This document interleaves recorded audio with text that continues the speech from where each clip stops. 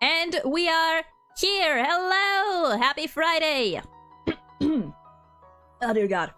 We are back! Part 2 of the AMPHOREUS tier list. Back with... I mean, you introduced yourself once before. Do you want to do it again? Yo, I'm Nova. I talk about Honkai Star Rail lore, and I am the defending and undisputed Guess Who champion. Fuck you. By the way, fun fact, I've since that time I played Guess Who again, and not HSR, just Ace Attorney Guess Who again with someone else, and I lost again. Oh no. I know what it is. I know what it is. It's these subjective questions, but they're so fun. So I'm like, you know what? Fine. It's fine. Whenever I get Emma to play with me, I'm probably gonna lose again, but it's fine. Anyway, yeah, Nova back with us for round 2 because we realized pretty early on Wednesday that we were not gonna be able to rank all of these quests in one stream. Because the first half alone already took us like what, 2 hours or something along those lines.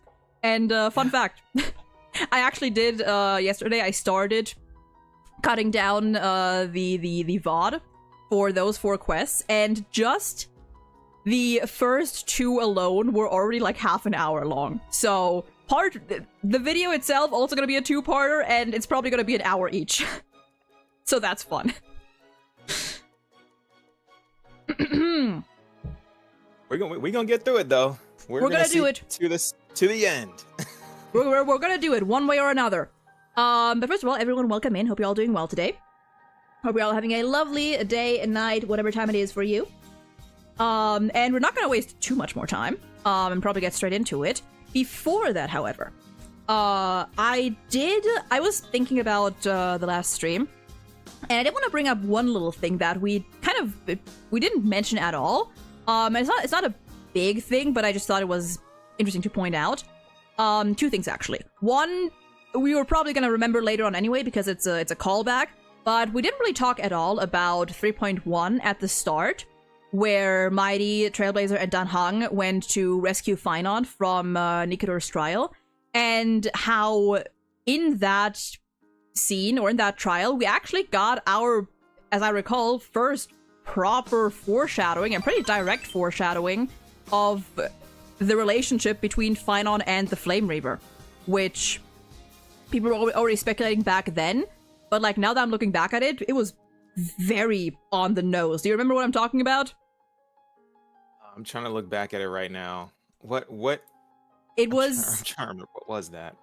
It was when we were fighting, or like towards the end, like right before we meet up with Finon. When Finon lunges at Mighty, and doesn't really stab him, but it looks like that at first because it cuts to a silhouette of Finon stabbing what should be Mighty, but it's Mighty's body with Finon's head. And maybe I just never noticed that. Yeah, because I remember watching that trailer at first, and I was like, something's odd here. Like, like, that is Mighty's clothes, like, that silhouette, but it's not, like, that head does not look like Mighty's.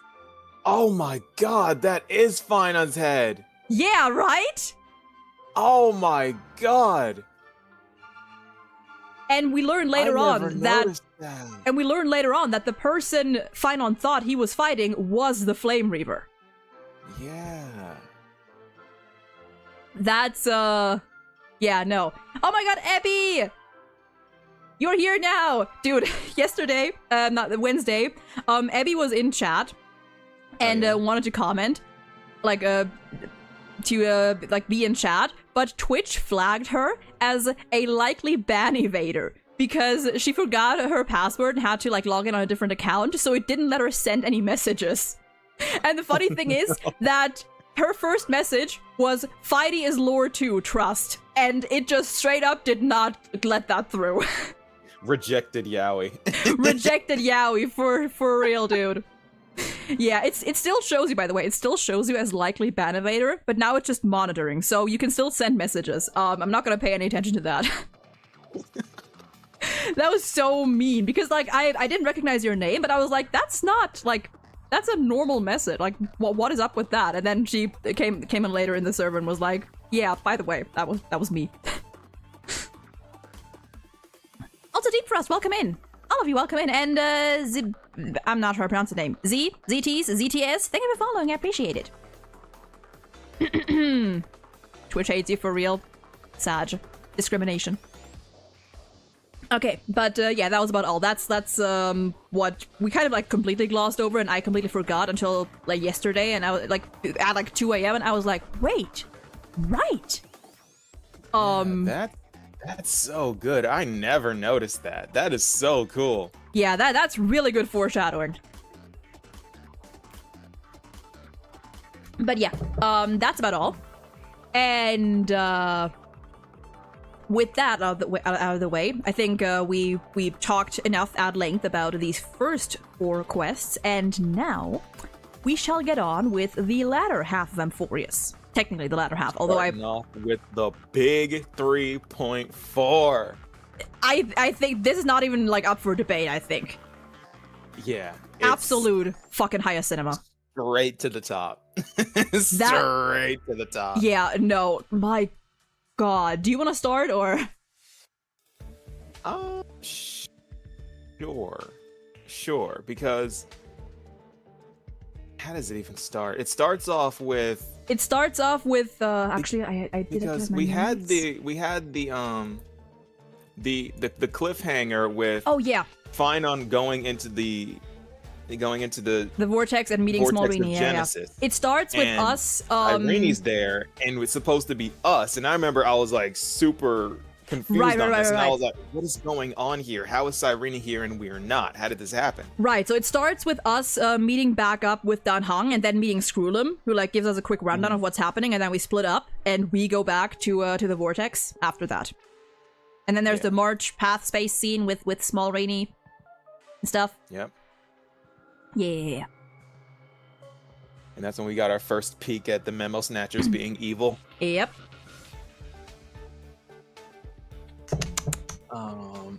But yeah, then we realized that was Caslana the whole time. That wasn't the Finon we know. And oh boy, we got our first look at how the Eternal Recurrence started. And Lygus talked about the cave for the first time. And I think this is the first time he actually mentions the cave. True. Oh God. Yeah, no, there were so much happening in that patch. And first things first, heads up. I will apologize in advance because I think throughout this entire stream, I'm probably going to go on a lot of tangents because 3.4 to 3.7 was very heavy on character interactions. And you know, that's my thing. So I am sorry in advance. Only Shinova, chat, you guys knew what you're here for. You signed up for this. But I'm probably going to go off on a lot of like lengthy tangents about that stuff when we get to it. I mean, well, yeah, because you're the character interactions person, I'm the lore person. So. Yeah. And we got both. We got plenty of both. Mm-hmm. Let me see. I took like last minute notes of these remaining patches, and they're still long as fuck. Okay, yes, you know what? We're gonna go with this. Favorite parts of the quest. Oh boy. Okay, my favorite part was Lygus telling Cyrene and Finon their code names. That was so big because it's such a character moment for me, a character and lore moment for me for Lygus, because his arrogance always gets him in trouble. It's like he'll be right at the very end and then he'll get arrogant and he'll lose everything. It's like, brother, you just have to shut up. It's the same thing. He messes up at the last moment. It's the same thing with the Stellaron later on. It's like he gets arrogant at the very last moment and he ruins everything. It's kind of funny because I remember playing through that part and like at the end of this, you know, when Cyrene and Caslana decide, you know, on their plan, the Eternal Recurrence and stuff. And I'm sitting there like thinking about Lygus, and I'm like, they were about to do what you wanted them to do. You just had to shut your mouth. all he had to do was not talk. Yeah. You were about to be done. It is funny. It is great because you know, of course, Lygus is a very intelligent man, but he's also a little stupid. Like, kind of what Sarita points out in 3.5, right? Like, they're like her and Lygus are both very arrogant, and very proud, but she will never be blinded by her pride. And that was like a great call out. Let me go through this again. Yeah, so we get that. We get the start, then... Oh, another good moment was we finally saw the first time Finan and Mighty met. That was cool. That was really cool, yeah. Like the very, very first time. And how, like, hostile they were towards each other at first. Yeah. I still think it's very... His little card thing and everything, and that was such a good deliverer card. I still think it's very fun, very, very interesting that Mighty's, like... What Mighty put in the ring, put on the scale, was the signet ring. Which, you know, the thing that in 3.1, Finan asks Cartonos and people to dig out of the River of Souls and give to him. I think it's very, very lovely, very nice. Yeah, and of course the two of them, like, first time, gotta be a draw until they're like, all right, nope, it's Finan's winning. But the fact that the first time had to end in a draw, because of course it would. Yeah. Let me see. Yeah, we got that. The entire journey of Kaslana and Cyrene in the first, or I guess it is the 0th like the first cycle, the 0th recurrence. Yeah. It took me a second to get the hang of, like, the recurrences and the actual cycles. Especially because, like, later on when it gets, like, about it for a long time. Yeah. Especially, like, when, like, later on it gets, like, to the, like, we get to the bad stuff, the don't worry, it gets worse parts. And instead of, like, on the one hand it says, like, so-and-so eternal occurrence, and then you have, like, that like, really, like, epic dramatic transition as, like, 1 million so-and-so occurrences until the end of the world. I'm like, okay, so we're going backwards now? We're going forward, we're also going backwards? I'm like, okay, that's gonna take me a minute. I was also streaming the whole thing in one go. I was live for 7 hours, so I'm that as well. So yeah, it took. That's rough. Yeah, yeah, but I was so locked in, and, like, genuinely, 3.4 was after 3.7. Like, it's been about a week since 3.7, and I think I've mostly like processed everything. Also, like, character wise and stuff. 3.4 took me at least, like, 2 to 3 weeks to fully be like, okay, all of this happened. Especially because, like, I already loved Finan before. That patch, my god. My fucking god. The voice acting, everything. The voice acting was so good. It was so good. And, like, genuinely... okay, and here's tangent number 1. Finan is a prime example. And I've talked about this with my chat and my folks many times before. How when it comes to, like, character interactions, the main reason, like, why I value those so much is because they can tell you so much more about a character and shape a character's personality. And Finan is the prime example of that. Because at first, we had, like, 2 main instances or segments of Finan interacting with the Chrysos heirs. The first one was when we had all those memory fragments. The optional memory fragments that you could go through one by one and see how every Chrysos heir, in one way or another, almost made it to the end with Finan before they too had to leave. And you can see how, like with every Chrysos heir, it's a little different, right? You have, like, characters like Castoris and Cypher, like a lot of them who managed to make it almost to the end, but there's no, like, both of them always know that it's still Finan still has to keep going while they need to go back and fend off the Black Tide or try to stall the Flame Reaver or whichever it is. And, like, you have for example, Finan and Cypher, who from the get-go have never been very close to begin with. And the Cypher, I think, I don't recall where exactly it's mentioned, but like that Cypher always, or for the longest time, has been a little like hostile or I guess jealous of Phynon because they were both raised by Aglaya, and Phynon was like the golden child. And she, for obvious reasons, couldn't really spend much time with her to begin with from a certain point onward. And them having that like a little more distant dynamic, but still there's that mutual respect. Same with I've never Caster. thought of it that way. That's interesting. Yeah. And more on that later when we get to 3.7. And Casterus and Hyacinth, Casterus, the two of them, they were friends. They knew how it's gonna go. Yeah.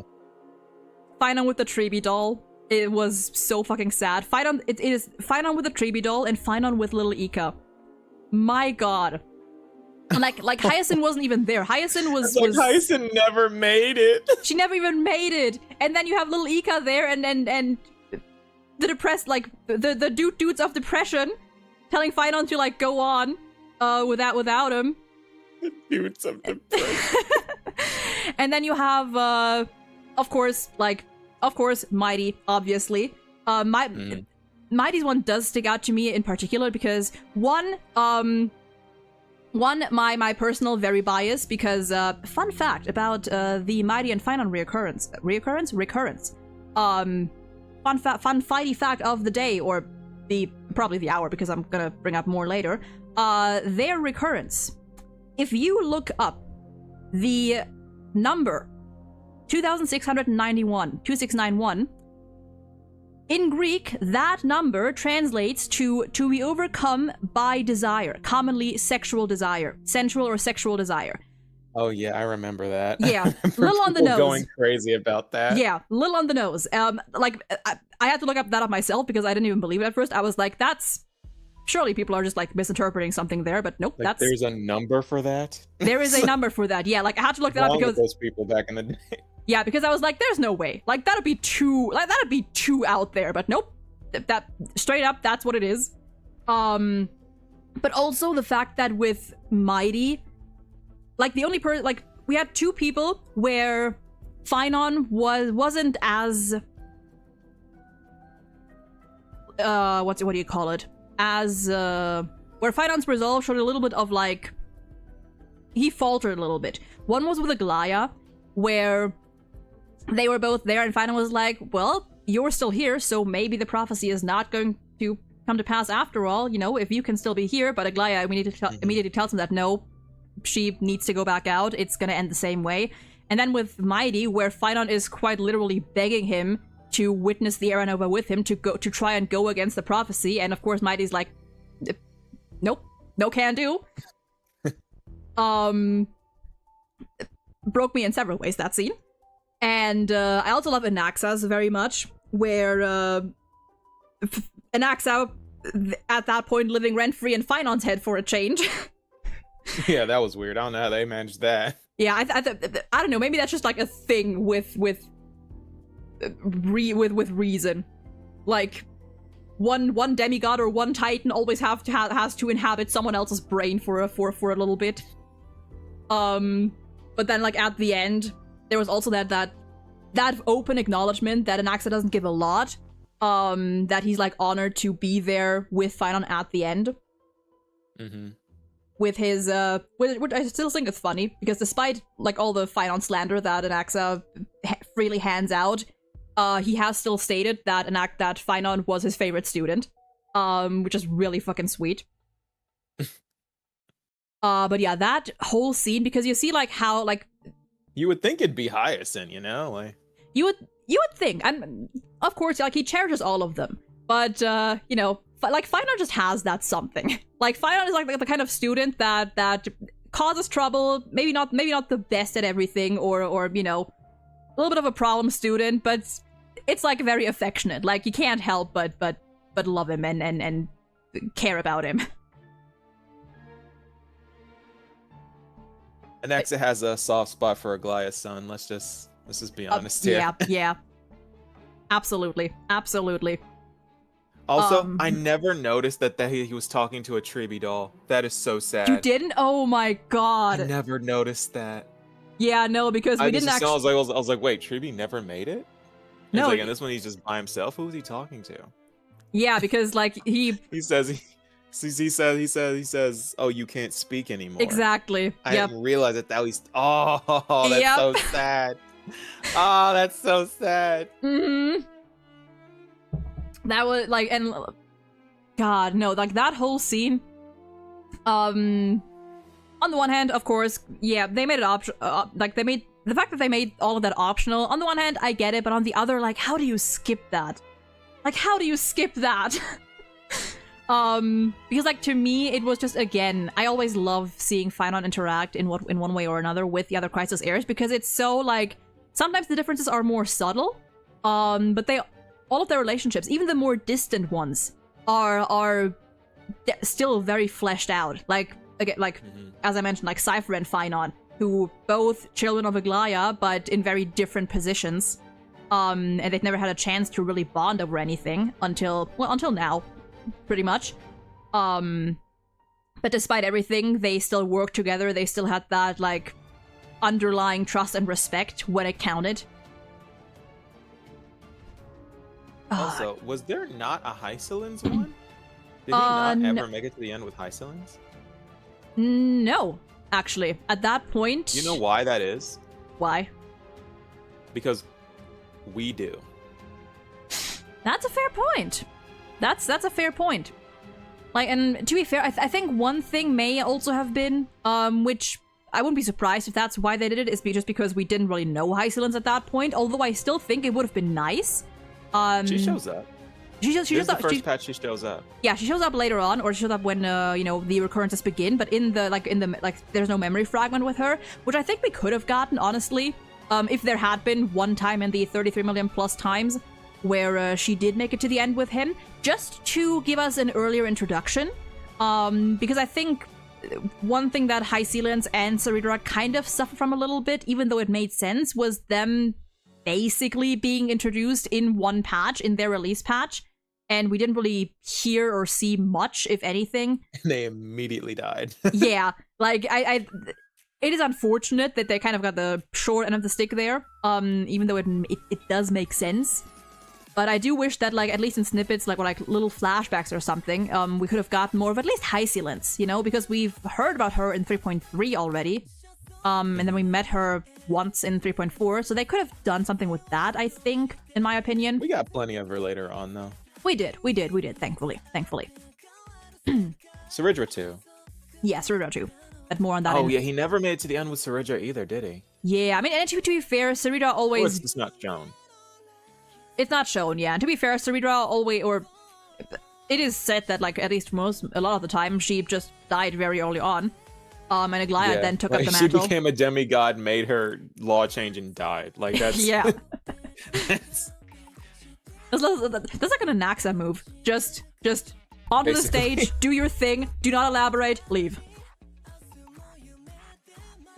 Kind of a power move, honestly. Oh yeah, Terravox. He never made it to the end with Terravox either. True. That'd be funny if he just showed up with a giant Dromus. Vortex of Genesis. That'd be so fun. Terravox doesn't even fit on the screen. Just blocks you. You see the little feet and Finon like fucking craning his neck to look up. Yeah. That'd be so funny. Fuyat, that was an interesting question actually. Fuyat asks when AMPHOREUS returns or like becomes a real planet, are we getting Treebios or are we getting the split Treebies? Are we getting one Treebios or are we getting 1,000 little Treebies? I think we're just gonna get the 3. I think so, yeah. Because that's all Cyrene experienced. Yeah, I don't probably. think Cyrene ever experienced Treebios. I think it'll be fun to like go back to AMPHOREUS and we're back with 1,000 Treebs. I think that's what I feel like that's implied with what happens in the Saridra story, because when it says the Emperor, when they were running around saying the Imperator has fallen, the Imperator has fallen, those were all the same model of Treebi. Yeah, but they were supposed to be like many of them. Yeah, I feel like it was supposed to be more than just the 3 there, because otherwise they just would have used Trinan and Trian. Yeah. So I feel like Let's at that point there were more than 3. Yeah. Let's see. Oh yeah, there was also the scene where everything was still fine. Everything was still good and wholesome, and they were in the Membrance Maze. And we had Cyrene doing her tarot card reading, and we met with the future versions, if I recall. It's a little weird. That was a little weird. Like the other Chrysos heirs. That was a weird section. Yeah, because like I think they said like it would be the future version, like futures. But I was like, huh. I don't know. Like, I don't know.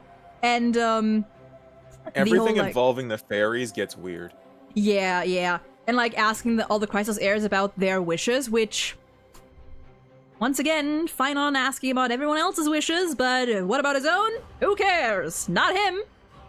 His wish is to fulfill everyone else's wishes. God. That's his only wish. Yep. And that's why in this trailer he says all I want is, and then just cuts off. Yep, never finishes that sentence. And yeah. Then we go to misery, and everything goes to hell. Their journey, the whole thing, we went through that. Yeah, after the whole like I think the whole portrayal of the eternal recurrence is done super duper well. It is done so well.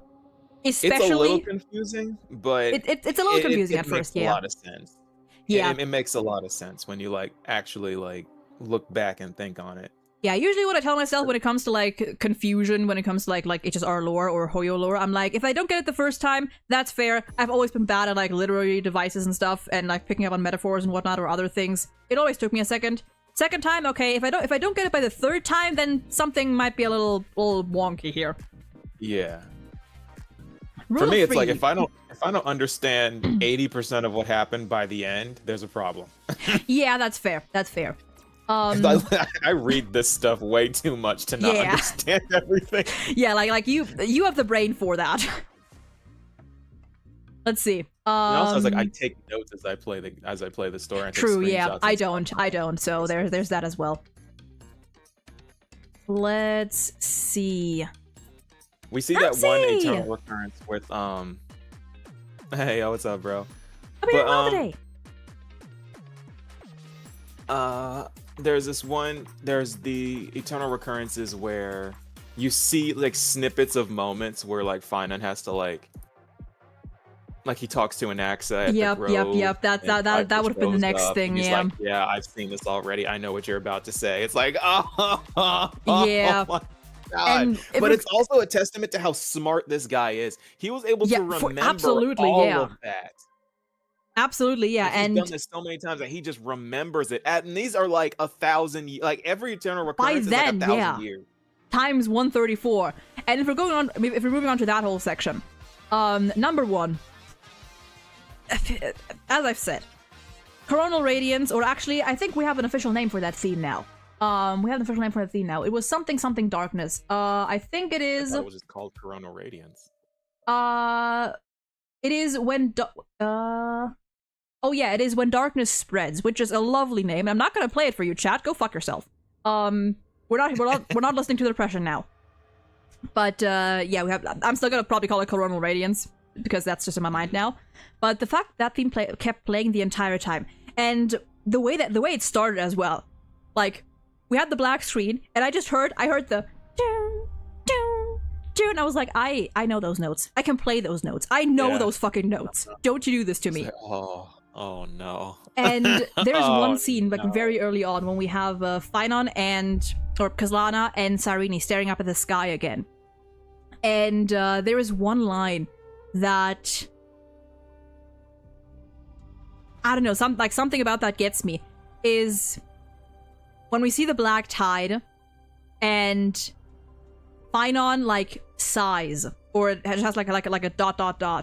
and Cyrene immediately follows it up with, and what she's probably referring to, like in that moment, is like the glitchy noises and whatnot of everything that's happening.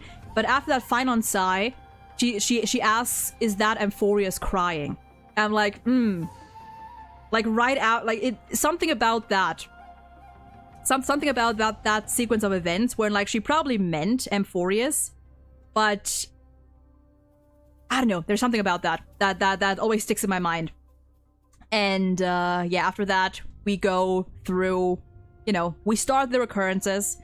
And again, just like with the memory fragments, we have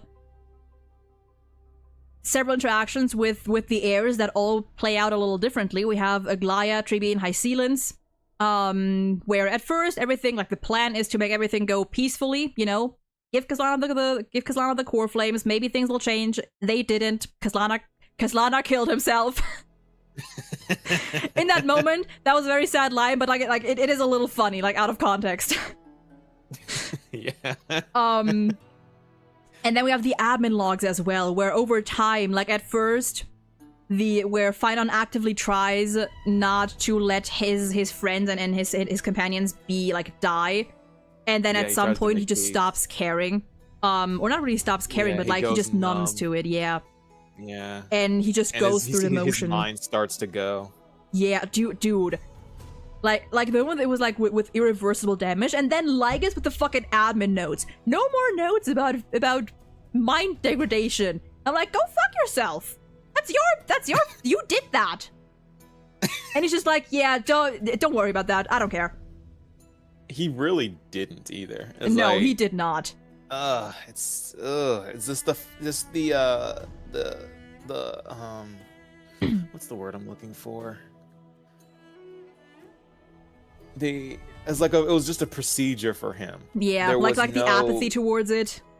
Apathy, yes. It's like he just didn't care. It was just, yeah, I'll just wait until he breaks. Next one, all right. I mean, if anything, that was a good thing for him, probably, because at some point he was hoping for Kazlana to crack, which he never did. Fucking king shit. Never did. And yeah, we have Aglaia, Tribute, Hycelens. Then we move on to Cypher and Anaxa, where we see that, like, for the first time, or not for the first time, but that we see something actually happens that even Kazlana at that point had not experienced yet, with Anaxa calling him out and sending Cypher off, or telling him to stand aside, and actually confronting him, which also really reinforces like Anaxa's even if they didn't really know each other, he is still Finon's teacher, and at the end of the day, even if he didn't know that Kazlana, he still recognized like how much Kazlana was suffering, how much he was putting him through, and he was like, for old time's sake, turn back, and just laying out the facts that no matter what Kazlana was trying to do. And the thing is about that interaction, like, neither of them were wrong. Kazlana wasn't wrong in like thinking that he couldn't stop, he literally couldn't, or it would all be over. But Anaxa also had a point from his perspective where surely there had to be another way or another possibility, because what Kazlana was doing, from their limited knowledge, wasn't working. And in a way it wasn't, because he was just stalling. He had to stall. So they both had a point there. And that's also where we really see like Finon really like starting to crack. Because he's not putting up with any of Zagreus' bullshit anymore. He's like, listen, you have one chance. Yeah. You have one chance. That's it. And then Cypher says something, and then he's like, yeah, this is going down the bad road. I already know where this is going. Yeah, he's like, I tried. It's like he sees the dialogue trees. yeah, dude. The illusion of choice. Let's see. And he's like, well, if you say option A, you'll live, but if you say option B, you won't. You said option B. Well, yeah, and even then, because it was like, she was like, will you take my core flame now? And he did say in the cycles where she's asked this question, it's like things have never gone badly, but that was the one time where, despite asking the same thing, she persisted, and they tried to fight him, and at the end of the day, it was still the same thing all over again.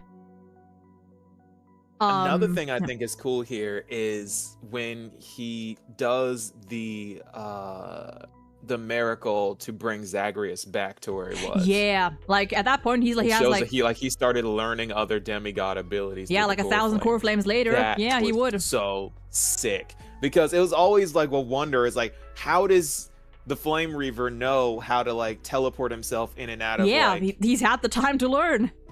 Because he learned the Sentry Gate. Yeah. And he learned something else he learned too. It's like there's another ability he knows. I forgot what it was. Same, but it was like, I forgot. remember making like a whole point where I was like, he learned the Century Gate, and whenever he sees these abilities, he gets better at dealing with them. Yeah. Like at some point he just learns. He knows Cypher's clones. True. That's what it was. Yeah. Yes. True. Yeah. I mean, then the next couple we have Mighty, obviously. Which is still very interesting because even as they are in those recurrences or in that one we saw, they are still enemies. They never had the chance to like really grow close. But even then, you know, Mighty still faces him like very like, you know, they have their duel, and still at the very end, number one, Mighty still recognizes that despite everything that's happening, there is still a part of Finon, like there's still a trace of humanity and like, as he phrases it, tenderness left in him, because Finon is still trying. He doesn't want to forget what it feels like to kill everyone he loves. Like he needs to remember how that feels. And even at the end of it all, when they have their duel, Mighty, as he does, is like, he goes all in, is enjoying himself, and at the end of it all, he still wishes Finon eternal victory. Despite everything. He's like, in the next life, I will still be there, I'll still be trying to stop you, but I still hope that whatever you're doing, you succeed. Yeah. Then we have Castorus trying to put him to rest. Reason. Yeah. Yeah. Because he's like, whatever you're doing now is far too cruel for you. At least death would give you some sort of like respite, some sort of, you know, rest in some capacity. That's what's really cool. Hold on. I'm sorry to interrupt, but I think fine. This is really interesting, and I don't want to forget. At no point during any of these eternal recurrences did Finon ever, did Castellana ever touch Castorus. True. That means he fought her these many times. My God, that's He right. ever make physical contact. That's right. That is insane. That is, I never thought of that. That is insane. And God, her calling him, what was it? A broken idol, tragic firewood. Like the perfect descriptions for him. And you know, he kills her as well. And like from Mighty onward, you also see like the hallucinations of, not hallucinations, and also just like memories of him killing them over and over. The echoes of their voices, you know, what they've said to him. And Hyacinth was a really bad one because Oh, Hyacinth scarred me for life. even as she was my being corrupted, God. she was in her eyes, Finon was a patient in need of help. And she still wanted to cure him, despite herself already being at her wit's end. And the funny thing about that is, not the funny thing, I say funny thing. If you go to I forgot where exactly it is. I'm gonna call it Cyreni's fanfics. The little stories in like 3.7 that we get, or 3.6 as well. Of like different cycles, different scenarios and stuff. There is one story where, you know how in 3.4, Hyacinth, I forget like the exact things she says, but she's like, she recognized that there's like a flicker of something left in Castellana, and she's like, don't let it go, like don't let that fade, don't let that go out. And she's like still trying to somehow like talk some nut sense into him, but you know, talk to him, communicate with him. And then in that very next recurrence, instead of Castellana or the Flame Reaver going to Aedes Elysiae and just wrecking everything, he doesn't do it. He meets with the Finon of that period, and he protects him, and he protects Aedes Elysiae from the Black Tide. For that one cycle, he stands with humanity again. And he's like, for that one cycle, that flame inside of him was not hollow. He like, for one cycle, he took Hyacinth's advice. Wow. That is. Yeah, I don't remember a lot of the recurrences. I kind of went numb with Finon at this point. Like, yeah, no, I was like, okay, I get it. He's gonna kill everyone again. I get it. Please stop hurting me. See, and I was like, I get it. He's gonna kill everyone. Keep going. Keep fucking going. The line that Hyacinth says though is the part of that warmth that should come from you, from an ordinary person, is so faint. That's what she says. Yeah, and then and then he actually in the next cycle takes her words to heart and just for once actually protects little Kazlana, little Finon, and Ides Elysiae and lets them, you know, that fights with them. That is like, it's so bittersweet. It's so bittersweet. It's almost been an hour, but it's fine. We are approaching the end of 3.4. I think the next ones are gonna go a little faster. This one is just such a huge thing. But yeah, then we move on, and like, of course, like, we didn't mention it, but like 4 millionth recurrence where he realizes that like he can't keep going as himself. He has to like keep passing on the torch every time. Like transfer his memories to the next Kazlana, to the next Finon, and just keep the cycle going that way. But yeah, the Hyacinth one was brutal. The way that she screams. Oh. God. Oh, the way she screams. Oh, dude. It's I think that blood curdling. Yeah, no, that was a good one to end on. It was a good one to end on with that, to end that agony on. And then we go back to like, you know, the final recurrence, or the 36th one where we are there. And, you know, Kazlana passes the torch on to us while he goes and fucking experiences a generational crash out that is absolutely deserved.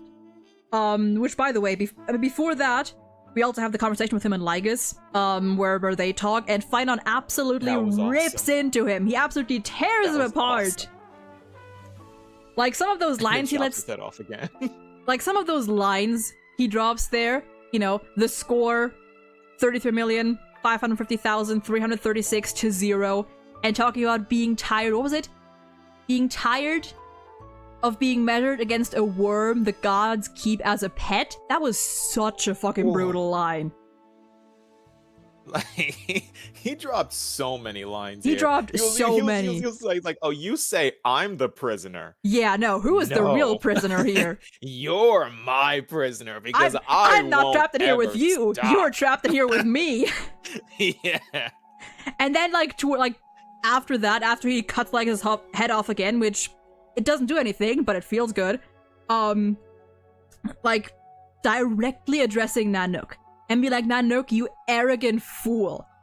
Fucking goosebumps. That one line. That direct fuck you towards the destruction. God and it's damn. crazy because it's like you're playing a game and you keep messing with this one character over and over and over again in your game, and then the game turns and looks at you through your screen and just says screw you, like, and then reaches out of the screen. And not even that, they're not like screw you, they're like screw everything you believe in. Yeah, basically. Like, he did, like, it's not like a character coming to life and scratching you, it is scratching the very god you believe in. It is so wild. And yeah, of course, we know that both of those fights were real, or both Nanook and Zephyro were very real. They were there. I got so much heat for telling people that it was, because no one believed me. Yeah, no, absolutely. Confirmed. Like, I get the slight doubt with Zephyro, because Zephyro still had, like, the black tie glitchy thing going on, but Nanook, like, that was as clear as, like, that was pretty clear. I feel like that was an antimatter thing, though. Like he kind of like glitches because he's like nihility, right? So yeah, like, he could very well be. Does yeah, glitch through existence. Yeah. And like the black tide and everything. Like, it is still at the end of the day like a product of destruction. So for sure. Yeah. I love that this place is the Warforged, though. Like, this makes perfect sense why he would end up being here. I still think it's like this is like, I still think he's gonna be a Lord Ravager. Absolutely. I still think he's gonna be a Lord Ravager. Because we have the note from Zephyro, and we have that one Scepter entry where it talks about the world cleansing blood. And it talks about how that drop of blood, that blessing from Nanook, that was in possession of Nico / Kazlana, is of a similar power to that of an emanator of destruction. And just because Caslana doesn't have it anymore doesn't mean it's gone. I doubt, even if he still has it. It went back to him and in the last cutscene. Yeah, but it went out of us and then back into him. Yeah, but that drop of blood, he did give it away. Like, it's currently in the custody of Planet Scrum in the Alliance. But even then, like, it's not like you can just go, I don't want it, take it. Like the physical matter of it, sure, might be gone, but Finon still has Nanook's blessing. Yeah. I doubt it would just be as easy as just getting rid of it. The fact that he walked through galaxies, like this dude. My God. How many worlds did he destroy? I mean, to be fair, at least it was probably a quick death. Like, you know, he already dwarfed Fantilia in terms of feats. Like, I guarantee you, Fantilia has never done anything that bad. Like, yeah, no. I don't even think she's capable of doing anything close to that level of destruction. Wait. That does mean the Warforged itself is in the path space if the settler log is to be believed? That makes sense. Yeah, honestly, yeah. Yeah. That makes all the sense, actually. Uthilia. Was universe or galaxy? Listen, I don't even know the difference between universe and galaxy at this point. I don't know my space. There are multiple galaxies within one universe. Good to know. Good to know. I will forget that by tomorrow. Okay, anything else about 3.4? It's been... I had a feeling we were going to linger on this one the longest. Oh, for sure. Cyrene becoming, fusing with, Ripples of Past Reverie. Right. We have the admin notes and stuff. Mm-hmm. Yeah, we go back and we start the 37th cycle in Izilizii. Yep. And that's where it ends, I believe. Yep. That is where it ends. All right. Yeah, no fucking question, no doubt, not up to debate. Highest cinema, straight up. It's peak. Absolutely peak. It's peak, I fear. It is indeed peak. All right, next one. An hour later. 3.5. This one should be a little bit shorter, but it's... Yeah. I have heard many opinions about this one. And really? I feel like I've heard a lot of people say that this was the weakest patch, which I kind of disagree with, honestly. It was not as strong as, like, the peak of the peak, but it was still, like, very good in my opinion. Or, I would say, overall good, had some rough patches. It did drag in some sections. Yeah. I can see that. Like, I think for the most part, I think it was very good. Like, we had, you know, more lore. We learned about and entered the Exomyth, more Lygus, Yap.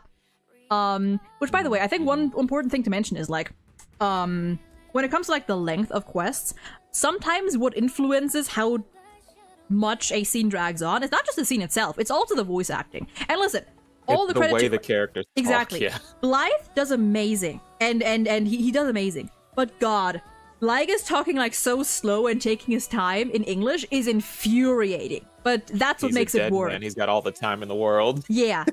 Like props. It's literally his character. For sure. Like props to Blythe, but it was so agonizing. So that also plays. It was mainly with that time when he was talking to High Ceilings. That's when it really started to get bad. I'm like, buddy, all right, wrap it up. Put the cave in the bag. We gotta move on. Put the cave in the bag. Yeah, we meet High Ceilings, we meet Ciridra. This Every time night debut. Yeah. This time they know about things happening beyond the sky. Did you suspect Ciridra at the start? I was wondering. I was thinking because like I had already read about her up until this point, right? Mm-hmm. So I was like, she isn't stupid. I'm pretty sure she knows that Lygus is evil. Yeah, like But she was playing it up good. Like she kind of fooled me for a little bit. She's a good actor. Like, does she know? But I was like, hold on, I gotta recalibrate my model for a second. There we go. I don't know why you're turning, but that's fine. I was playing through that quest, and like pretty much the entire time, I was like, this is another Anaxa situation. She is not on Lygus' side. She might not even be on our side before she has all the facts. Yeah. So I was like, no, any second now it's gonna turn. And the second like she called out Hycealians when we were snooping on her and Lygus, or quote snooping, although all according to plan. I was like, yeah, no, this is a setup. This is absolutely a setup. And oh, for sure. Yeah, and it was well played. Also, I gotta say, 3.5 had some really fun NPCs. They had some really fun NPCs. Fucking Seneca and Labinas, and what were the other two? Virginia and Apollonio. Oh yeah, their titles. Fucking Situationship 1 and Situationship 2. They were so funny. I really enjoyed them. We also got to meet Human Aglaya once more, which fucking my heart. Oh my god, I love Aglaya so much. This Aglaya needs to stay. Her personality is so much cuter. She's so sweet. She was so sweet. Her banter with Hycealians as well. My god. It's like if you manage to get through all those other patches without liking Aglaya, how do you not like her? That had to be the one. Like she was so like full. She was so full of joy and full of whimsy. Let me see. Let me see. This is who you used to be. Oh my god! What have the years done to you? What a cutie! Let me see. Also, the first time we meet Evernight. Or well, we meet her jellyfish, and then we meet Evernight. I want to talk about Ceridra's debut. Oh yes. Like, the first thing she does is she murders a guy. Is kill a guy. What a power move. That is the perfect thing for her character. I love the Candlehead Empress. It's like... Such a fucking power move. And then she murders Kindness, which is like, okay, yeah, I love this character. And the I love her now. The Veni Vidi Vici. Fucking... Which in Japanese, she did actually say that. Absolute banger. Wendy, Weedy, Wiki. The way he says it in Japanese. Yeah, I love that. I would have loved for her to say it in English too, but I get it. No, it was so good. That was a banger introduction. Yeah, after that, like talking with Hycealians. Blue Fire is so fucking pretty. Meeting Hycealians in our/not our chamber and talking to her, and I feel like at that point already you kind of had a feeling that despite her loyalty to Ceridra and her carrying out her orders, you could tell that like she was not fully like there was something more going on with her. Like she wasn't just blindly following. She did have her own opinions and thoughts on this that weren't quite on the exact same page as Ceridra's. But she was kind of just going along with it, which makes sense for her character because like she, I mean that's what we get to later, right? Like her really learning why she's Nihility.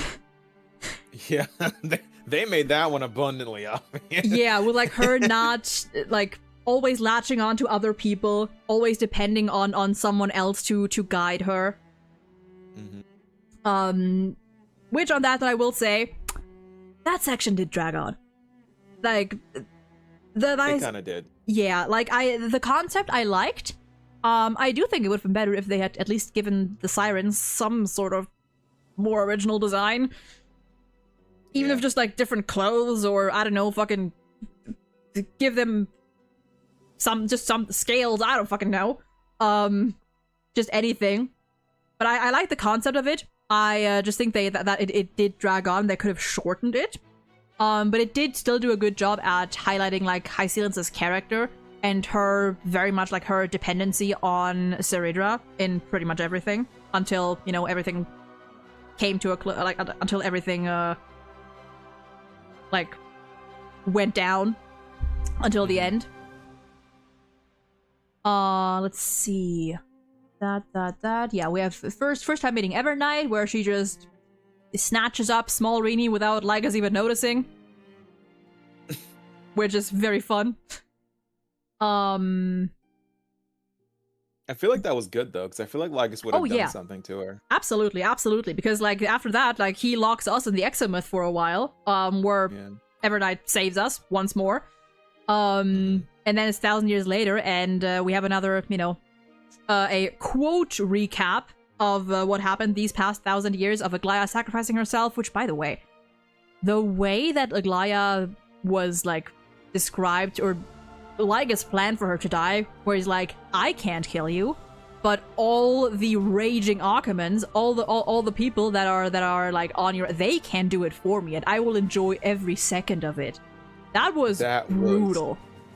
Holy crap. Like that was when I was like, wow, this guy is actually straight up evil. Like this guy does not give two fucks. He's evil. Like, oh man. Like he straight up said, I'm going to enjoy them literally cutting your chest open. Yeah, dude. Like, oh, okay, dude. Like, all right, buddy. Chill out, man. Yeah, and yeah, we then get like to see like how all the Crisis heirs, like sacrifice themselves once again. Again, another like few small moments of talking to, or not talking to, but seeing Cypher learn about Castrus's plan, like how Castrus isn't coming back. And I don't know how, I played in English, but the delivery of that line, the what do you call that? The disbelief and kind of like fear at the realization that the Castrus is gone. And like Cypher actually being able to work together with them this time. And just seeing Cypher interact with characters in general, because she hasn't had the chance to, stuck out to me, and I really love that we see how much Cypher actually cares and how she's more involved in that cycle. Mighty splitting himself into 5. Fucking hello, Nikador. Welcome back, Nikador. Welcome back, Nias. I like the I think about this a lot, where it's like this because the only reason why the Dawn device was working is because of Cypher's lie. But I feel like Lygus told everyone about Cypher's lie, and that's why everything like fell apart. That's what I'm thinking happened here. Because otherwise, the Dawn device should still be working. But since Lygus was so hell-bent on destroying everything, I feel like that's what turned the Archimans against the Chrysos heirs. Because that would never make really sense. Established at how Lygus got everyone to trust him. That would actually make sense. Yeah, true. But if he exposed the lie and Kefali actually fell apart, that would make sense why. Yeah, for sure. And also love the fact that even in that cycle, when Finon was already essentially not dead, but he was already like being merged by Iron Tomb, he was still resisting and holding back the Black Tide, so that like some of the tragedies that occurred normally didn't happen. Mighty had both his parents in that cycle and grew up with his parents in that cycle, because there was no Black Tide to corrupt Europon and make him go mad. Yeah, and then we have Cypher and Axa. Honestly, both of them, absolute fucking... The fact that Cypher managed to fool Lygus for 50 years, that Akima was still here, still standing, still not deserted. Actually, no, because that's what... Okay, because on topic of like Lygus exposing Cypher's lies, I mean, he did fall for one of her lies. For 50 years, for half a century. That was a new one, yeah. Yeah. Absolute queen shit. And yeah, like the two of them... Yeah, and then the two of them conspiring with Anaxa just casually being like, I will transmute myself into a Philosopher's Stone, shatter me into pieces, and I'll just infiltrate the fucking code. Like, dude. But I'm not gonna tell you what I'm gonna do. And I'm not gonna tell you why. You're gonna have to wait. This man, I swear to God. I like how Cypher and established that her and Anaxa were the least equipped Chrysos heirs to fight things. But they had the Which brains makes for it. sense, because I'm like, because you would think, like, with Cypher's abilities, it's like she can make clones of herself, she can move at super fast speed, she should be a good fighter, but she's not. Yeah, but because speed is like kind of it's most of what she has. I think she's super duper fast, but her reaction time doesn't match her speed. Man, that would be fair, yeah. And even then, like, if you like, speed is one thing, but if you don't have the strength, you know. Yeah. And yeah, like the way all of them were like trying to like hold back Lygus, with Mighty quite basically like reprogramming himself to just lock the fuck in and chase down Lygus whenever he comes back, like just non-stop attack, which was wild. And Cypher and Axa successfully trapping him in the vortex, at least his physical form, which like I didn't think was gonna be possible, but alas, I stand corrected. Yeah, Lygus is really a failure of a genius. Dr. Primitive's absolutely right. He really is. Truly. Herta would never. Honestly, yeah, Herta would never. Lygus is way too cocky for his own good. He really is. But I mean, sometimes I feel like he does fall into traps on purpose just to see what would happen. I think that makes sense. Yeah, I think. On the other hand, I don't think it's very funny for the fragment that is supposed to represent paranoia. Yeah. Okay, maybe he is just kind of stupid. Yeah, like you'd think that he would like be extra cautious, but his hubris gets in the way. Let's see. Yeah, we meet back up with High Sealens in the vortex. She gives us a little lift. The BGM in that whole scene, her singing, beautiful. Absolutely stunning. Oh, when we go to the vortex of Genesis, there's a little small tiny moment there where she's carrying us through the water. Yeah. And the Trailblazer starts to drown for a hot second, and then she gets worried and she's like, "Oh," and then she swims faster. I never pieced that together. I was just like, okay, we're down here now, and then she just naturally speeds up. But actually, that would also make sense. It's like, if you look really closely, that's actually what happened. That would make sense. She's like, oh, right. You can't do what I can. Yeah, the Trailblazer actually passes out. Like, let's see. Oh, Lenny, you're right. The OG Xandar did, like, from the beginning he was doomed, because Bro made a computer to calculate everything in the universe and like, you know, solve the universe essentially, and then didn't predict that it was going to do exactly that. And he's like, wait, actually I don't. Wait, I know I told you to do this, but I kind of don't want that now. Xandar is mad at Noose for being too good at its job. Kind of, yeah. That's what I keep saying. Hold on, one second.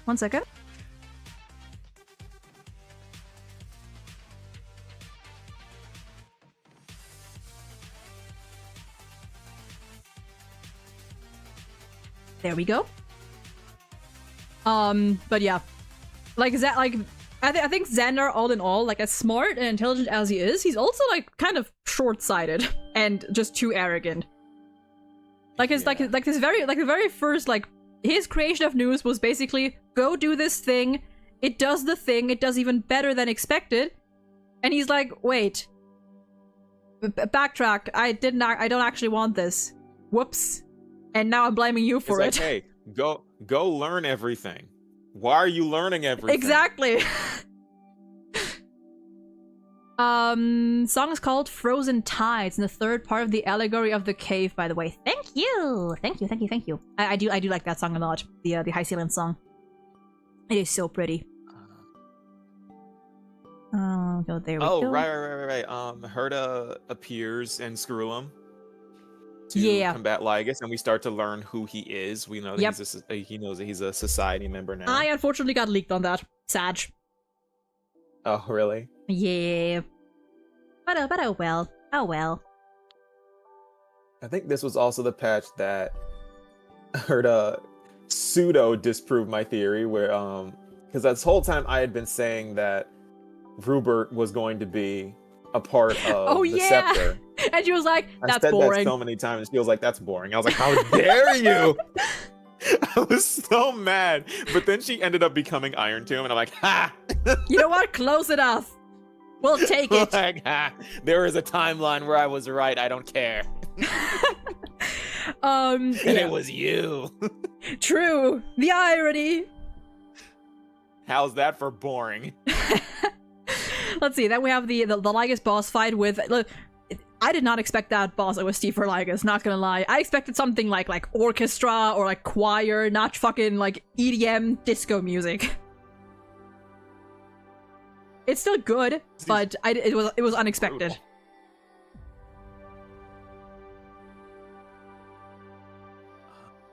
Wait, Well, Lygus's boss music get... is called Allegory of the Rave? Really?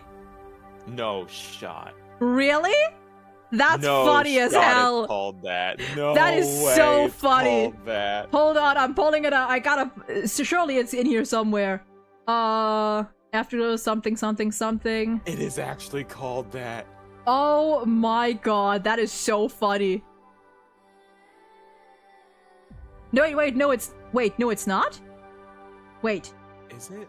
Or is it like a theme? On like a video. Or is it a theme? No, that's the Lygus twerking video. Hold on. Maybe that's not true. I'm being Maybe that right is now. not true. Allegory of the Rave. Are we getting Enigmata live? Hold on. HSR, because apparently there's multiple of those.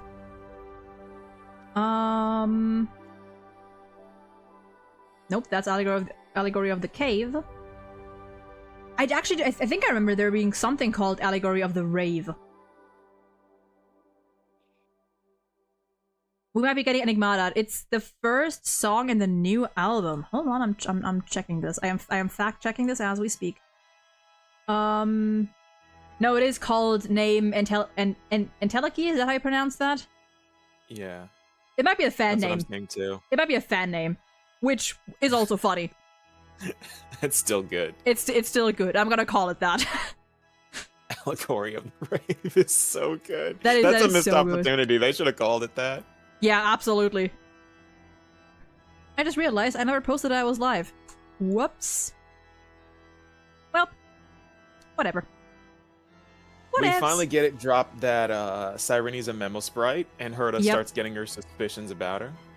And for the longest time, this has been really in my mind. When they revealed that, and Herta was like, if the Trailblazer like ever forgets about Cyrene, like her existence, she would be gone. Like because her existence is like directly tied to the Trailblazer. And Cyrene going, but that's already happened. And for the longest time, I was like, what do you mean that's already happened? What do you mean? How would that already have happened? And then there came like kind of the theories that maybe Cyrene or a form of Cyrene had been with the Express or the Trailblazer before AMPHOREUS even.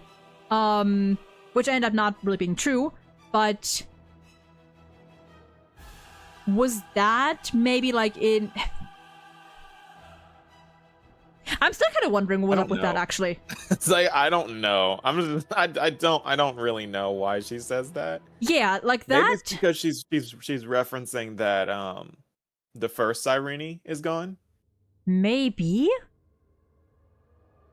Yeah, no, I still don't know why. Like she's already experienced being erased. Not that the Trailblazers erased her or like forgotten about her, but it's the fact that she's experienced erasure before. Maybe that was like a phrasing thing. Might have been. Let's see. That's wrong thing. By the way, speaking of like the right before we enter the vortex and like the end of that whole High Sealand section, can I just say how like what do you call it? When we stood there and we like paid our respects to the Chrysosairs, right? At like before we went to meet with High Sealands, the fucking audacity of Lygus to stand there with us and fucking offer his condolences as well. I'm like, what the fuck are you doing? It's like, you don't care. Like, you give two fucks. I expected him more just to say something like, "Why are you mourning Data?" Yeah, no, but he was like, "No, I shall They're not mourn alive them with anyway. you." I'm like, you, the nerve, the sheer audacity of that bitch. It's like Lycus just finds new ways to rage bait you. Like, Absolutely. he really does. And I feel like he doesn't even intend to. A lot of the time. Like, that's just how he is. I like to think that he does. But at least sometimes, probably. Yeah. At least sometimes as well. He provokes people. Yeah, dude. Let's see. Yeah, the Lycus boss fight with unexpected but banger music. Then we overload his ass with constant memory input. Which honestly really funny. The Lycus aneurysm. Really fucking fun. And yeah, then we kind of like Lycus and Cyrene and the geniuses have their little chat where they're like, by the way, you're gonna stay here for a little bit. We're gonna have a little chat. We're gonna talk for a little bit. And then at the end we had more of Ceridra and High Sealants, where they said their goodbyes in a not quite so peaceful manner. And we have High Sealants killing Ceridra. We have a little flashback of Cyrene and Ceridra, you know, her trying to convince Ceridra that, like, see, I know why that scene happened, but I can't explain it. You know what I mean? Like, with Cyrene and Ceridra at the end, where they go through, like, Belobog and Penacony and whatnot, and they, like, have their little chat. Which, by the way, can I just say, it makes sense, because Ceridra is smart, and she kind of thinks in a similar vein. Props to Ceridra for calling out the IPC's bullshit, frame 1. Where, like, she introduced as, like, yeah, she's like, oh, big space corporation that, specializes in trade. Yeah, I call bullshit. They're evil. Yeah, they're evil. Yeah, fuck it. And I'm like, yes. Thank I love you, Ceridra. Never change. Immediate bonus points. I like that she also liked Sunday. Like, yeah, it makes like perfect sense why Ceridra of all people would like Sunday. Yeah, like she understood where he was coming from, and like she respected like the way he was able to like change it, like not redeem himself, but like change his mind and grow from it as well. Very, very interesting. It's also because law is order. Like, that's what her path is supposed to be. And then I feel like the reason why Cyrene takes Ceridra on this journey is because this scene happens when the Trailblazer's gone. This happens like during the 1,000 years before Ceridra sacrifices herself. And this is like, I feel like this is the scene before she goes into the vortex. Yeah. So basically what Cyrene's trying to do is gain her trust one last time. Yeah, like kind of like one last attempt. I mean, and like even Ceridra was like, I know what you're trying to do. I know you're trying to sway me, and it's working. You know, Amphoreu's gonna go into debt one day because the IPC helped them in the Iron Tube issue. Listen. Amphoreu's has, the thankfully, IPC will find a way to tax them. Yeah, but thankfully we have capable people. Amphoreu's is like full of people who will be able to call that out frame 1. We have Aglaya, we have Finon, we have Mighty, even Anaxa if he cares. We have Ceridra. Like they politically they've got a strong hand. They're not stupid. They're pretty smart. For sure. Also, Ren, yes, I do. The IPC's tricks. I do agree. I still love the scene of when we say when we quote say goodbye to the heirs and we make our way to Styxia with Hyacinth and everything, and like everyone fades away in their home place, and you have Mighty staring up at Kefali. Still, I think that's a really nice scene.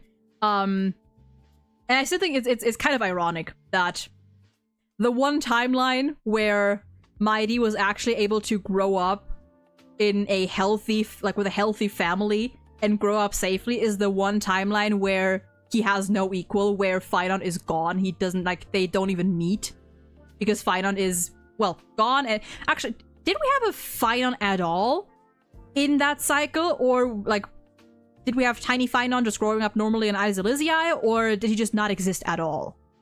all of this happens before he's born. Right. I forget that they're all that's like the 1,000-year thing. Mm-hmm. Because they all get like a lot of them like they always get like born at like different times most of the time.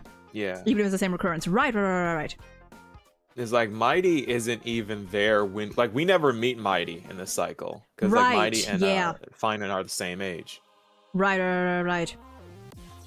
But I still think that's ironic, but also kind of sad that like it's one thing in exchange for another. Mm-hmm. But yeah, right. Let me see. I haven't been looking much at chat. Apologies. Trying to catch up a little bit and see if there's anything else talking about. Oh yeah. Saridra asking Sarini or asking for a page from like a memory page of Scalewatch Waterscape for Saridra, a page of the ocean, a piece of the ocean. So sweet. Yeah. So fucking sweet. Yeah, and poor Hysolins is just so nihility. She's like, I don't even know if this is what I wanted. Yeah, I never asked for this. I don't even know if this is my wish. Oh god, but I did love that scene. And then at the very end of 3.5, we get Polka's drop. Oh wait, Evernight. Hold on, I was thinking about like, this is. Before that happens, Xandar and the Exo myth, where the geniuses have infiltrated. That happens. Right there, we do get a little polka drop. Right. And after that, we have Danhong and Evernight meeting, which, if I recall correctly, that's that's on the way back to the Express, right? As Danhong makes his way back. Yeah. Took me a while to like get my timeline straight there. She's actually protecting him here, because otherwise the Memo Snatchers would have attacked him. Honestly, yeah. He shields him for the most part. Yeah, and there is what I mean by when I pointed out the callback earlier. The what was the first thing Danhong said to us when he parted the waters, which is the same thing he asked us in 3.1 to like identify the Trailblazer. I love that little callback, and in that moment, very dramatic, very tense, but also the very idea of Danhong being like, "You're not March 7th. She wouldn't remember that." That's so good. Because she wouldn't. She doesn't have the brain power to remember that. I mean, who does? Fair. I mean, the Trailblazer did, and he was like, yep, that's mine. That's only because I look back at it. Like, I tracked down that scene to see it.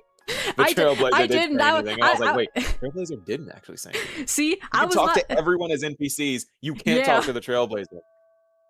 See, I was a scene. I didn't remember. And I was like, just kill me already. I don't fucking know. Just kill me.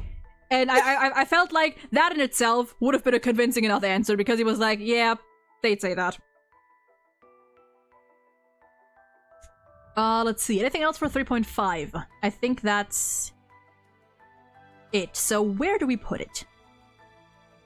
I mean, all in all, it was very good. Minor complaints. Honestly, I do think it was better than 3.2 for sure. Like the lore drops and everything as well. And it did make me, even though I still think that both of their characters were a little rushed just to the nature of their characters, like being introduced so late. I did like them, and I did grow to respect Saridra's character a lot. Throughout 3.5, like people were calling. I also like people talking about that on Twitter, like calling Aglaya a morally gray character when Saridra came in and was like, nope. Here, this is how it's done. What morally gray is. Yeah. IX having also, it's like, I like that Oryx's prophecy was listened to here instead of Kefali's. That's such an underrated detail. Yeah, because that means Evernight drove the entire events of this. True. Wait.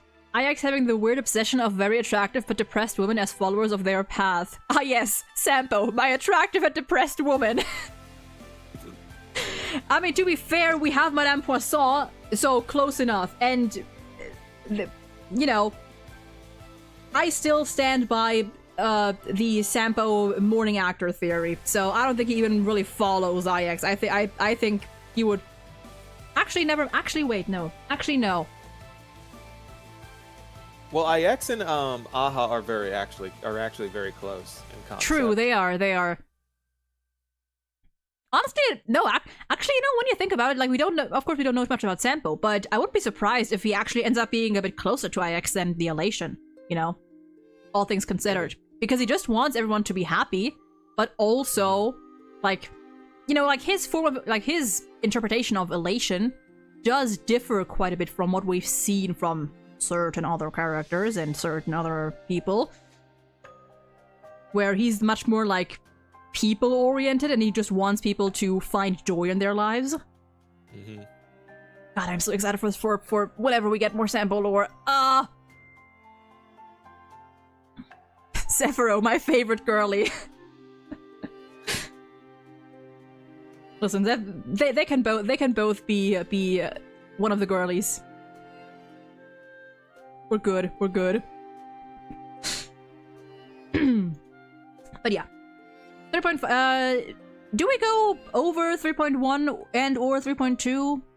Or somewhere in that range, or? Huh? I think it's...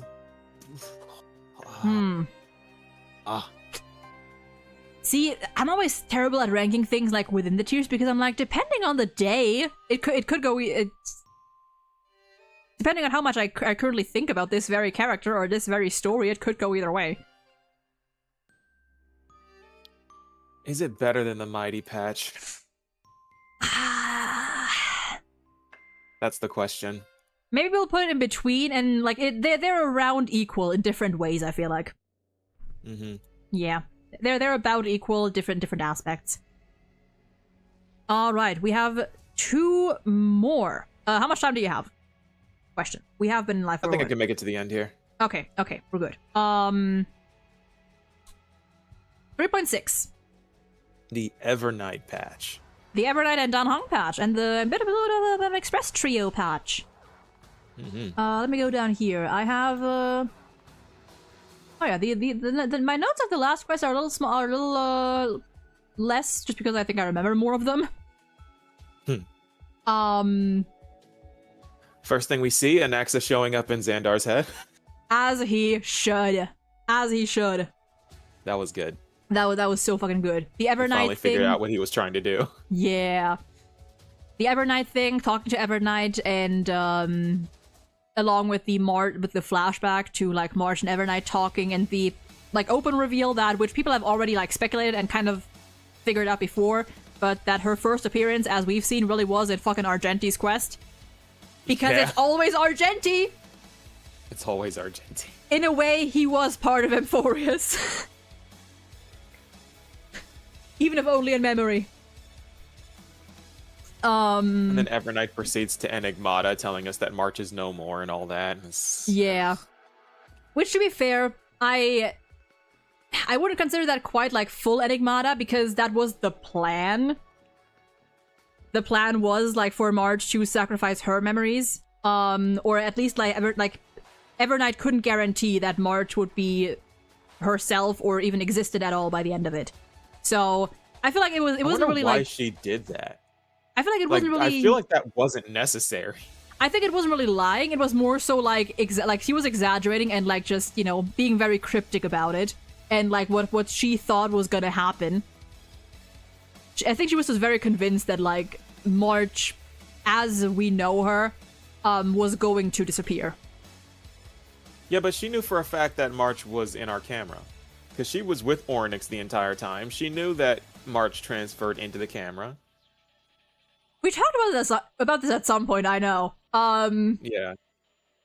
She just didn't know if it was gonna work or not. Yeah, sort of. I wouldn't call it like a straight up like all the way purposeful Enigmata move. I still think a part of it was also her having having a different idea of what was going to happen and what wasn't going to happen. Like kind of like 1 second.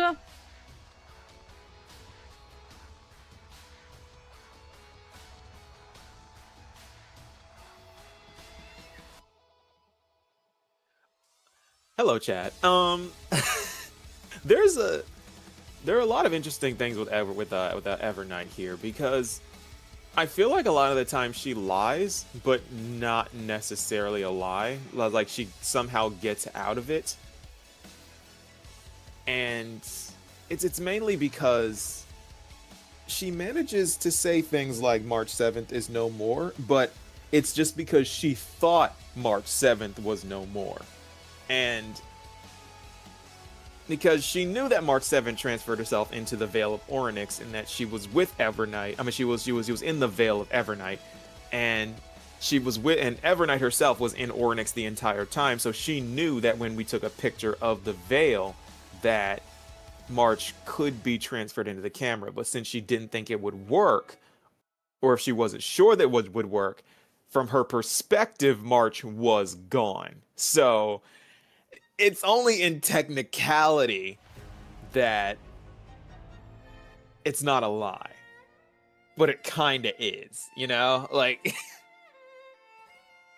it's Evernight's she's definitely a character.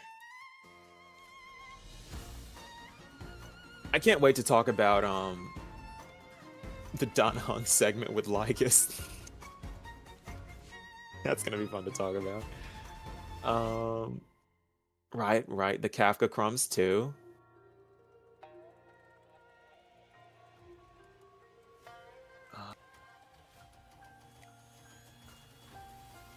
I'm scrolling through the quest right now as we talk about it. Terravox's debut is here. Dan Feng and the Dan Heng lore drop. Okay, yeah. I'm gonna have to already start thinking about when I'm gonna rank this. Yeah, Castellana returns as well here, and here's where we finally get it confirmed that. Okay, yep. Okay.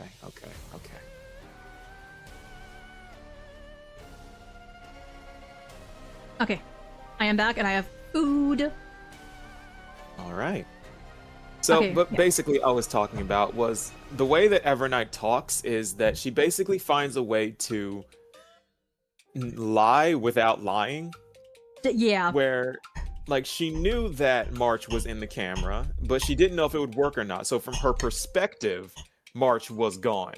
Yeah. And that's how she, like, kind of gets out of a lie, technically. Like, kind of like a half-truth of sort. Yeah, it's like, it was untrue, but it was my opinion at the time, and from what I knew, that's my truth. Exactly. Live your truth, queen. Maybe live it a little less, but, you know.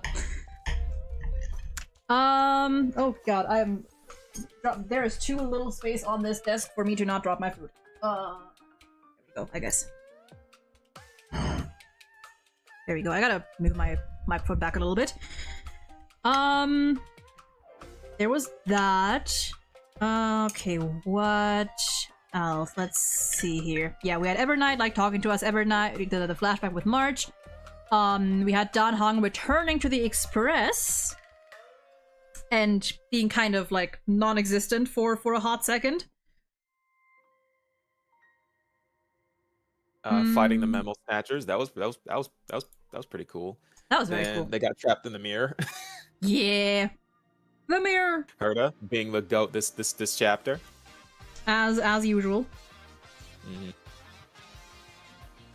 Yeah, Dan Heng comes back, goes right back in, because he's a good boy. He is creature. He cares. Kafka shows up to do her thing. Yeah, we're kind of like, Evernight traps us, and we get out with the help of Mem and Sunday, and then we get the Kafka lore drop, or the finality lore drop-ish thing. I think it's really cool what Evernight does here, because it's like Cyrene is able to say, okay, we can get away by retreating into your memories. And then Evernight just completely flexes on everyone. Is like, no, I'm going to navigate your own memories better than you can. And still trap you. I'm going to rip you out of your own memories and trap you in oblivion. Yeah. That is crazy. It's like I feel like Evernight is really strong, but this environment makes her even stronger. Oh yeah. And hey, I gotta say, he didn't end up helping too much, but Sunday, A+ for effort. He tried his best. He gave it his all. There was only so much he could do. And then also, I like that. So he comes back out, and he's immediately like, Mr. Yang, I couldn't do it. It's like, also, it's like two things about Evernight here. It's like she says you should have gotten a memo keeper to do this, but she doesn't mean that. She just said she wanted to kill the memo keeper. Yeah, she probably just wanted to kill the memo keeper. You should have gotten a memo keeper for my sake. Yeah. That would have made things easier for me. Another thing is, the reason why she was so mean to Sunday is because March doesn't really like Sunday still. Like, true. So she has no allegiance to Sunday. So the gloves kind of came off there. It's like how Evernight reacts to people is entirely how March remembers them. I think that is so funny. It is. I think it, yeah. And I mean, it makes sense, but it is very fun. Also, it's like how strong Evernight is, like ripping a memo keeper's soul out of their Dharmakaya is the most savage thing that I feel like no one talks about. True. Like, if you can scare Black Swan, like, yeah, no, and keepers aren't supposed to die. They're not necessarily killable. Evernight found a way. I do like how, despite that, Black Swan was still like, yeah, deserved. Like, that is horrifying, but also, yeah, you deserve that. And she was like, yeah, I hope I survive. And then Evernight's just right behind her. And it's like, yeah, let's see if you do. Like, yeah, come on. Let's go. It's like, no, it's not even let's go. It's let's see if you can manage to talk your way into surviving. And we'll see what you can come up with. Also, in this moment, we got crumbs of another child of Anastrova being the one that sent the memo snatchers. Right. Because she's trying to, like, reunite with her sisters or something. Right. That's something else that happens here. Totally forgot about that. Let's see. Also, we see the Stellaron. Cyrene finds the Stellaron within the Trailblazer. That was interesting. Cyrene finds the Jelly March. Marchfish. Jellyfish March. The camera. Yeah. What else happened? And then it goes right to... Danhong and Screwlum. Danhong and Lygus. Prisoner Lygus. I love this moment so much. It's so funny. I love that. Lygus being the serial glazer. That's another thing about Lygus. He always compliments people so lavishly, and he can't help it. Like, he can't help doing that. It's like, even if he means it genuinely, it's like, I don't want to hear it. Exactly. It's like, we don't like you. Shut up. And then the moment they, like, encounter enemies, he's like, the Dark's like, you're not gonna help, right? Nope, that's all yours. And, like, It's like, nope, because I don't want Screwlum and Herta to think that I'm acting like, you know, that I am obstructing you or anything. And like, the annoyance in Danhong's voice, like, fine. It's like, you know what you're doing. It's like, he's so petty. It's so funny. It's so petty. It's so petty. It's so funny. Like, I love Lygus, but I can't stand this guy. Like, exactly. You really, it's really a hate-love situation. And then after Danhong's finished fighting, he's like, it's a true honor to see a Thai elder combat style. I'm like, get out of here. You could tell that, like, Danhong was so close. So done with it. It was so fucking funny. God, and my God. Kaslana! Fight on! I love that. Okay. The way that I think is really interesting here, because the reason why he was able to hold out against Nanook for so long is because the dark side of him took over, and that's why it took longer for his good side to kind of reawaken. Yeah, he was just That there makes out of spite so much sense. and sheer hatred. And the fucking... I remember, like, people... When Lygus was like, Kaslan, in this cycle, Kaslan never answered my calls. People were, like, obviously very much, you know, joking about Lygus being left on red. I was thinking, oh, so maybe, because I think that, like, as much as Lygus plays, like, this very, like, apathetic and, you know, non-caring guy, I think a part of it at some point did get attached in some, like, twisted way. Not, like, genuinely, you know, like the way you would expect, but there was something there. I like the idea of, oh, this person or factor, this signal that I've been seeing around millions of billions of times, they're not here. They're not here now. It's just me. It's like he's been torturing this creature in his torture chamber, and then the creature stops responding to him, and he's like, come on, struggle a little bit. Come on. Come on! This is boring! Come on, fight me again. Just defy me, insult me, do something. I think it was funny, but also very interesting, because I think it showed that there was something.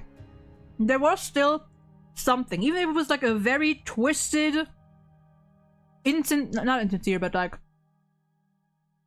a very weird, twisted form of affection, there was still something there. I think that's the curiosity that he mentions in 3.7. Yeah.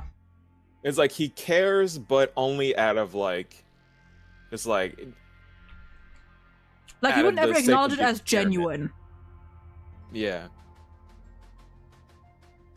Let's see. Of course, if I can have to play the theme again and during the Kaslan scene. Of course. Have to hurt Obviously. us again.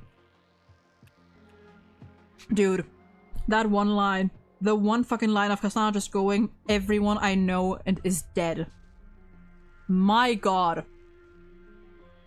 It's always, whoever has this thing with like single lines that manage to just be like so heavy.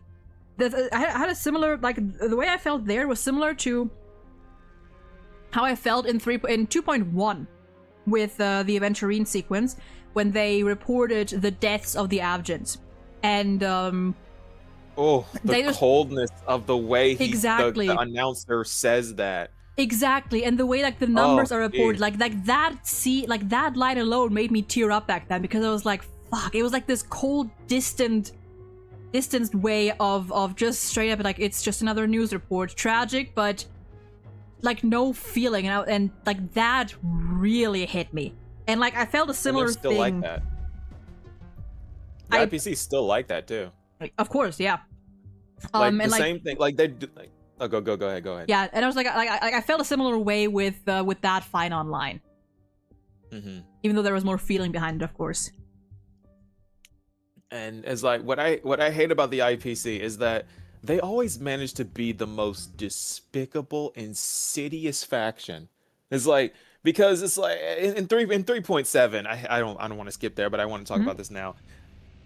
When Jade says that they're going to make a vaccine and sell it to people, when they could just be helping out with the Iron Tomb crisis.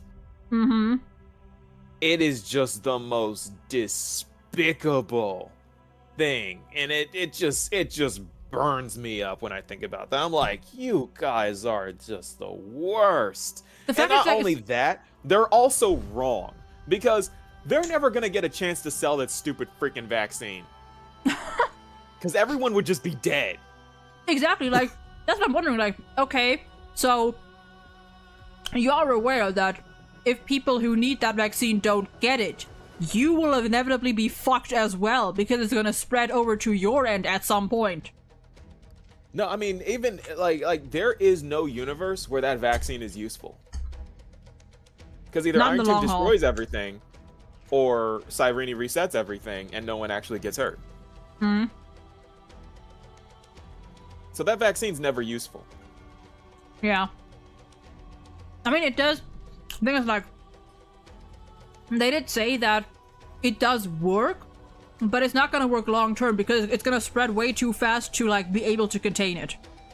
That too, yeah. So it's like, it's so stupid. Like, I hate the IPC. As you should. I hate them. But back to Finon. Right. He opens up the hole to the Demiurge Matrix that he somehow knew was there. Somehow. Yeah, I don't really know how. Oh, right, he did know because that's where he would fight Iron Tomb. Oh, right. Obviously. Right. Of course he would know where that is. Of course. And then right at the Demiurge drop. Exactly, right as that Hung leaves, and Axe is like, what is the Demiurge? And we have Dan Hung going to the Grove.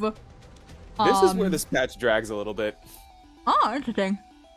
For me, at least. Because the whole Terravox and the other mountain dweller dude, I forgot his name. Geocles. Geocles, right. I don't care about him. Why did he exist? That's fair, like a little bit, yeah. This whole thing where he wanted to use the permanence power, and he got fooled by Evernight giving him delusions of grandeur. And it dragged on a little bit for sure. Guy. I do think what made it it was the Dan Han section, and we got Dan Hung and Dan Feng, and we got honestly, they handled Dan Hung's character in 3.6 so much better than everything they did before. Yes, so much better. Like I was worried before that patch if they were gonna pull another Xianzhou Luofu where they gloss over things and whatnot, but no, they did well. They did well. Mm-hmm. It was a short section, but it was so impactful, and we understand Dan Feng so much more now because at first we was just this oh yeah, before Dan Hung was Dan Hung, he was a bad guy. He was just this terrible jerk dude that just his friend died and he was like no, and he tricked everyone and wrote Blade into it too, and we kind of knew that everything. he wasn't evil, but we didn't really fully get a glimpse into it was more so interpretation of him being desperate and grieving and stuff. But that was the first time we got an explicit direct glimpse or just full-on view of how he was feeling. Yeah, and all the pictures that you see of Dan Feng, he's always just scowling in the background. He never really looks like a nice person or really part of the team at all. But here is where we realize, oh no, he was part of the team. He was. He just was their Dan Hung. He was just resting jerk face. It's that's just. He was just another Nuvulette. Another emotional Hydro Dragon, couldn't deal with his friend dying. True. Well, at least Nuvulette is from what we've seen, a lot better at showing his emotions, whether he wants to or not. He just causes rain. Oh god. I like the idea that it just rained on the Shanzhou for every day that Bai Hung was dead. It just rained on the Shanzhou Luofu and no one knew why. Oh no. Oh god. Yeah, no. That scene, all in all, great. We have Terravox entrusting the Earth, the core flame, all its creations to Dan Hung.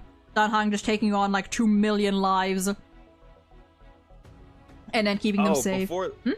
Before then, though, we meet the 3 Treebees, and they never actually met Dan Hung this cycle, so they didn't really know who he was. That was really cool. Oh yeah, right. Let's see. Yeah, then we have Demigod Dan Hung. We have the animated short, which was amazing. Apparently that takes place over the course of 1,000 years. Yep. He looked for the Trailblazer for 1,000 years. Yep. That's crazy. Fucking Yuan Hung.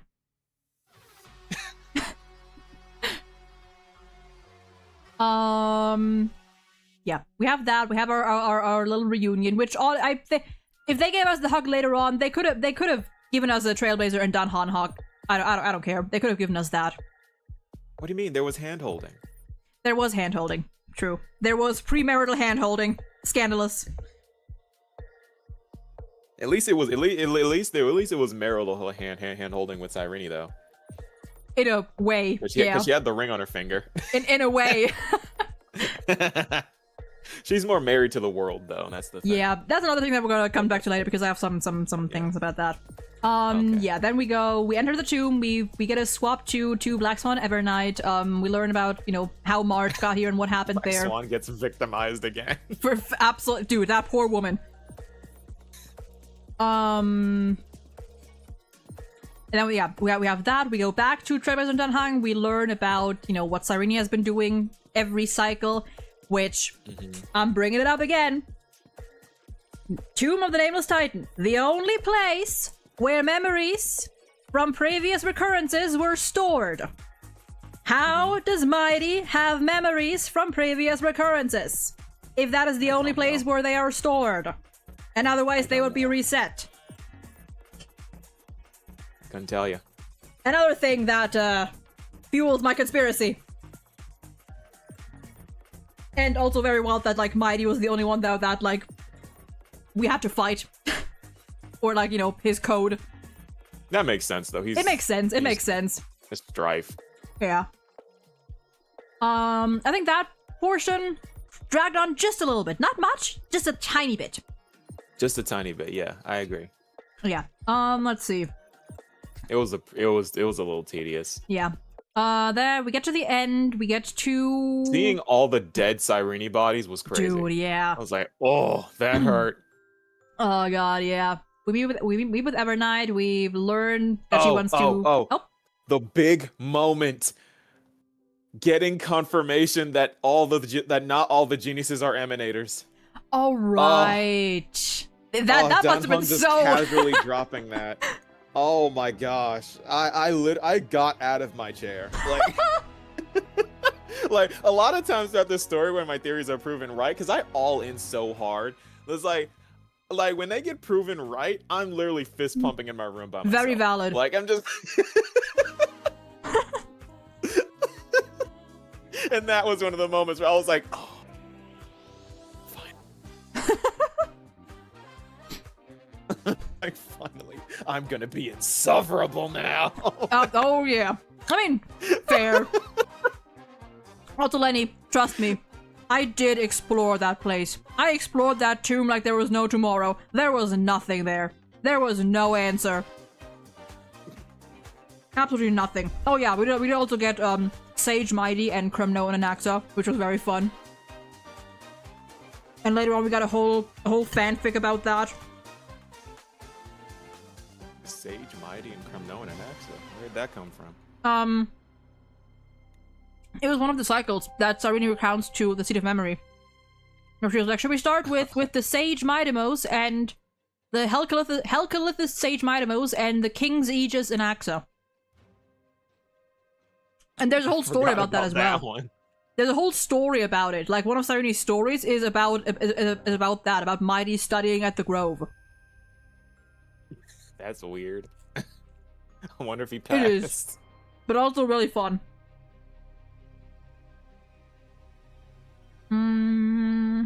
Let's see. Getting a bigger peek at the Demiurge Matrix and knowing how the cycles worked, like how they fundamentally worked, is really cool. I love that they did this.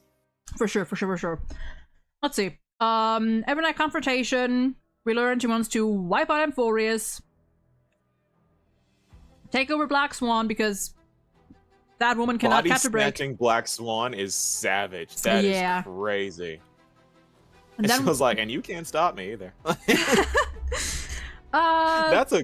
It's like she called her beautiful early on, but she didn't really know why. That's why. Yeah, like, what a beautiful body. It's gonna be mine soon. We got the fucking Madarame Persona 5 knockoff fight. Have you played Persona?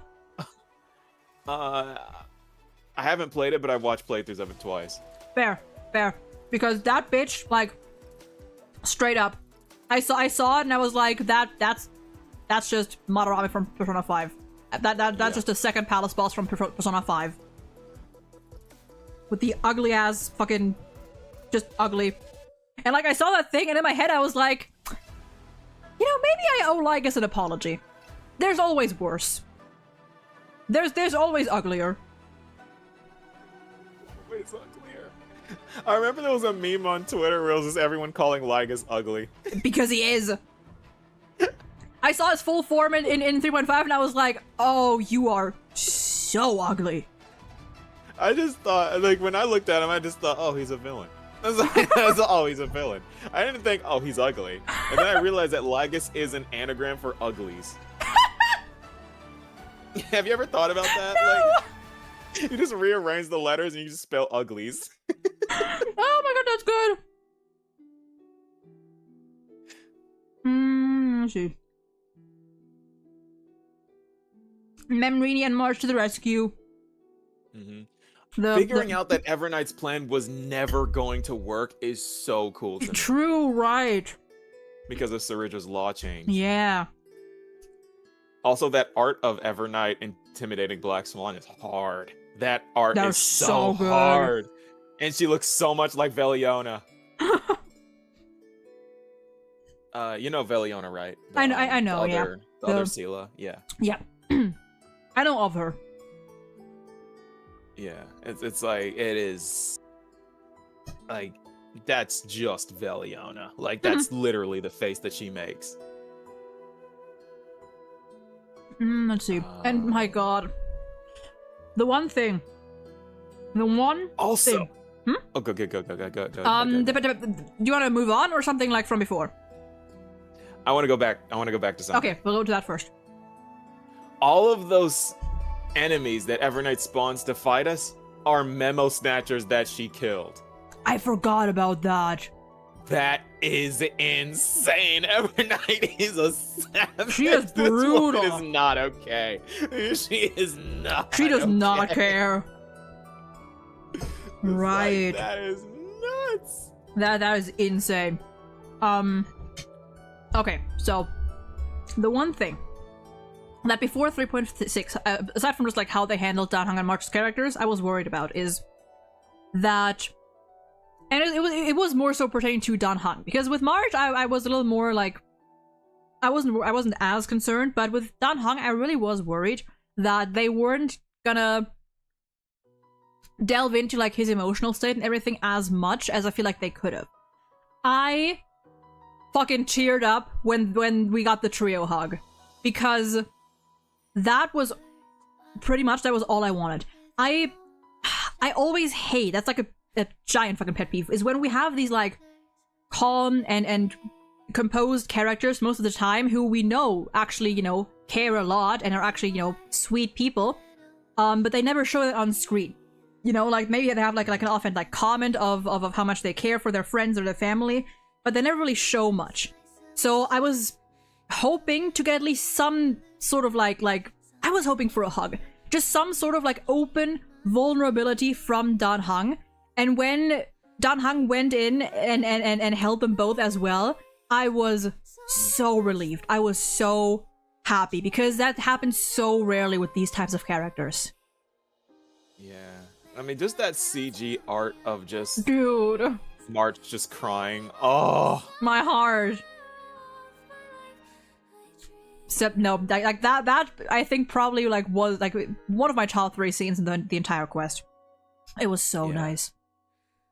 Yeah, that gets you in your feels. It do. Yeah, and then we have the final preparations. We have a little sneak peek of small Rini, of Sarini, well, not quite talking with, but talking at Philia, like the original, or one of the original Philia, at the very end, like, which I only kind of like. She wasn't gone.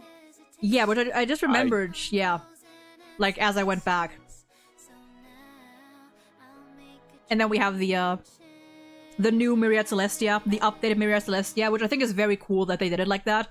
Just like adding on and just changing some of the lines. Like the differences there are really, really cool.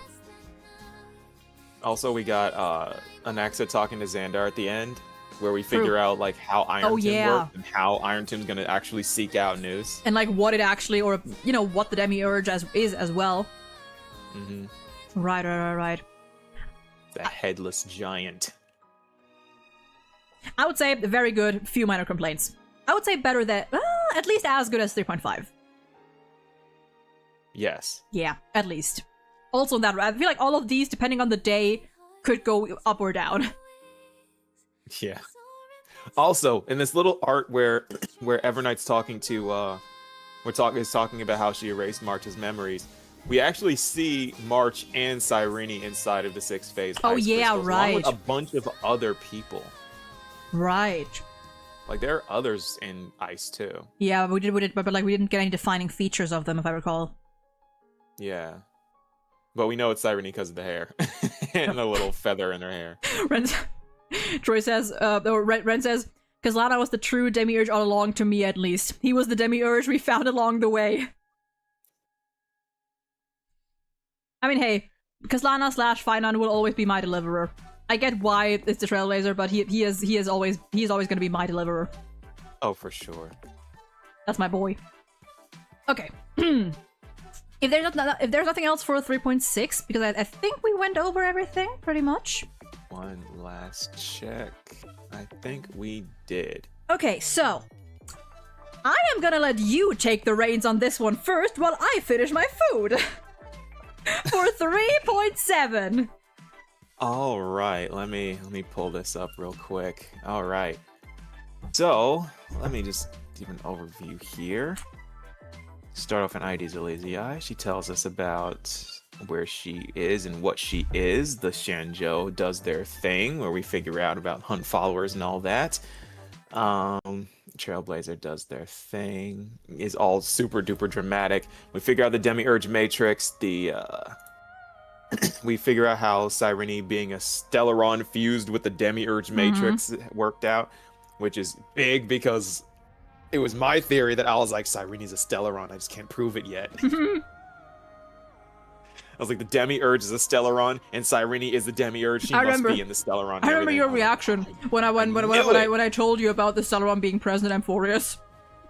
You were like, oh god, not again. I hated it, but then I was like, you know what? I like the way this is being done. Yeah. It's like, I kind of changed my mind on that. Yeah, fair. Herda translating for noose, or a lot of people think aha now. Trailblazer. Speaking of which, did you check the new Scepter notes? Or logs? Yes. Did you see there's one that's just the name of this note and it's just an exclamation mark? Yeah. It's just an exclamation mark. What is up? Like, okay. It's like, thanks. Very cool. Very informative. Okay, I'm almost done. Also, it's like another thing I've been saying is like, I wasn't sure if Aeons speak human languages, and everybody was like, oh, Aha speaks human languages, and I'm like, well, apparently Noose doesn't. Yeah, maybe it just depends. Because the Titans sure don't. Yeah.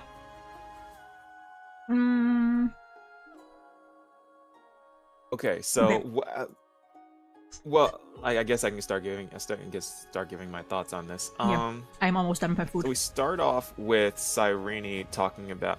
Okay, one thing I don't like about this patch is the fairy tale thing. They need to stop doing that. I hate it, and I hate it in Penacony. I hate it here. It was a little much. Stop doing that. It just makes everything so much more hard, so difficult to understand. They love their flowery language, like, literally. It's like they already speak in flowery language. Then they put a fairy tale on top of it, and I'm like, can we stop doing this? Or like at least tell it once, in like a shorter version, and then give us like a better idea of what it actually means. Like, you know, like compromise somehow. It's like, oh, the crystal flower shatters, but then it doesn't shatter, but then it does shatter, and it's like, shut up.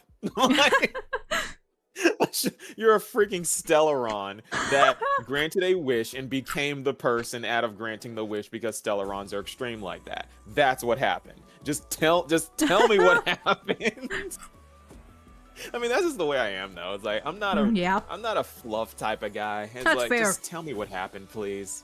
No, that's very fair. I usually don't care, because that's what I said, like, at the start. It's like, if I don't get it the first time, no biggie, I don't mind. If I go back and I don't get it the second time, I'm like, okay, might be me being stupid because I was never good at like interpreting metaphors and stuff. So I was like, okay, you know, that might just be me.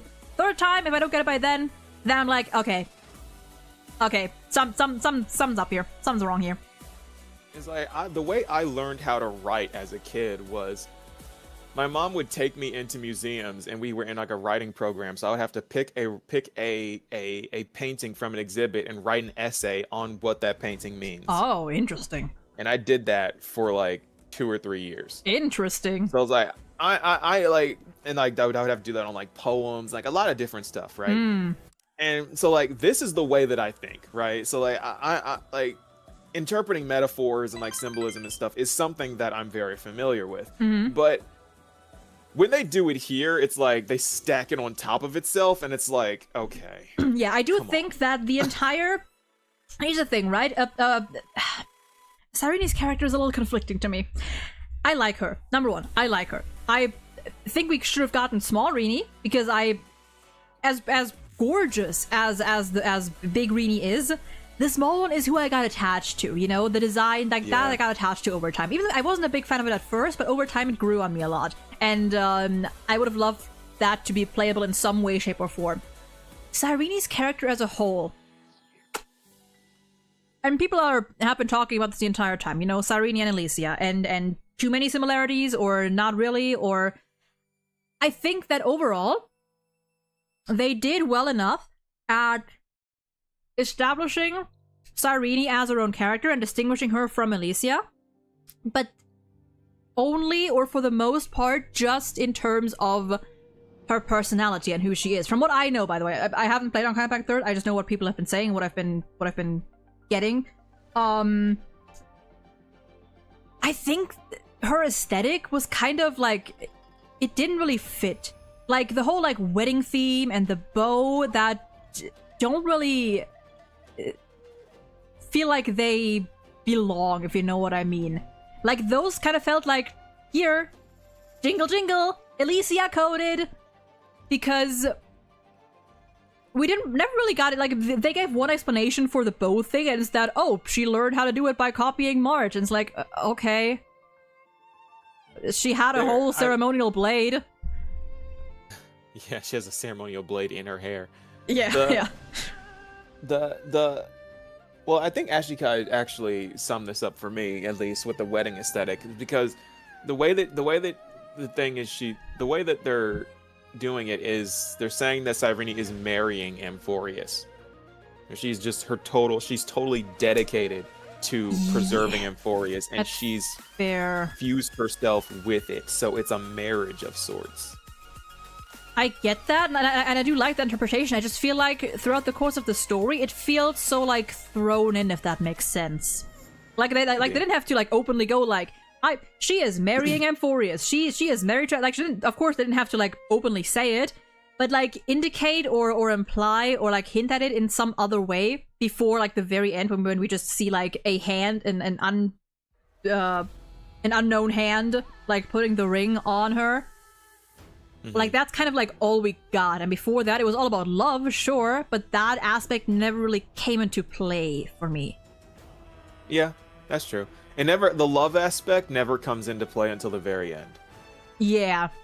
He says romantic, but I feel like it's not enough. I think, and I think we're probably gonna like go more like all over the place with this quest. I think all of 3.7 should have been 2 quests. It should have been 1 quest, learning more about Cyrene, and the whole, like, basically what we got in the shorts, the pre-war update shorts, put into 1 quest along with Cyrene's story, a bit of it. And then at the second part, or the second quest, would be, like, around the Kaslana area, and the Iron Tomb fight, and then the aftermath of everything. And maybe throw the epilogue quest in as well. I think that, pacing-wise, would have been better, because then we would have had more time for everything. I don't know about that one. Just take out half the Kaslana section. I'm sorry. Okay, that part dragged for me so hard. I was like, okay, I get it. He's suffering still. I know. We know. We're saying goodbye to everyone for the 15th time. I get it. Okay, you know? that's an interesting point. Next tangent incoming. I've heard people say say or place that complaint a lot about like the whole like, oh, we're saying goodbye to the heirs again, and we've been saying goodbye to them all this time. To me, the entire Kaslana section was not really about that at all. I, at the time, because I was just, every now and then I got tired from being live the entire time, so I was during that section a little exhausted every now and then, but that was not because of the quest, that was just because I was live.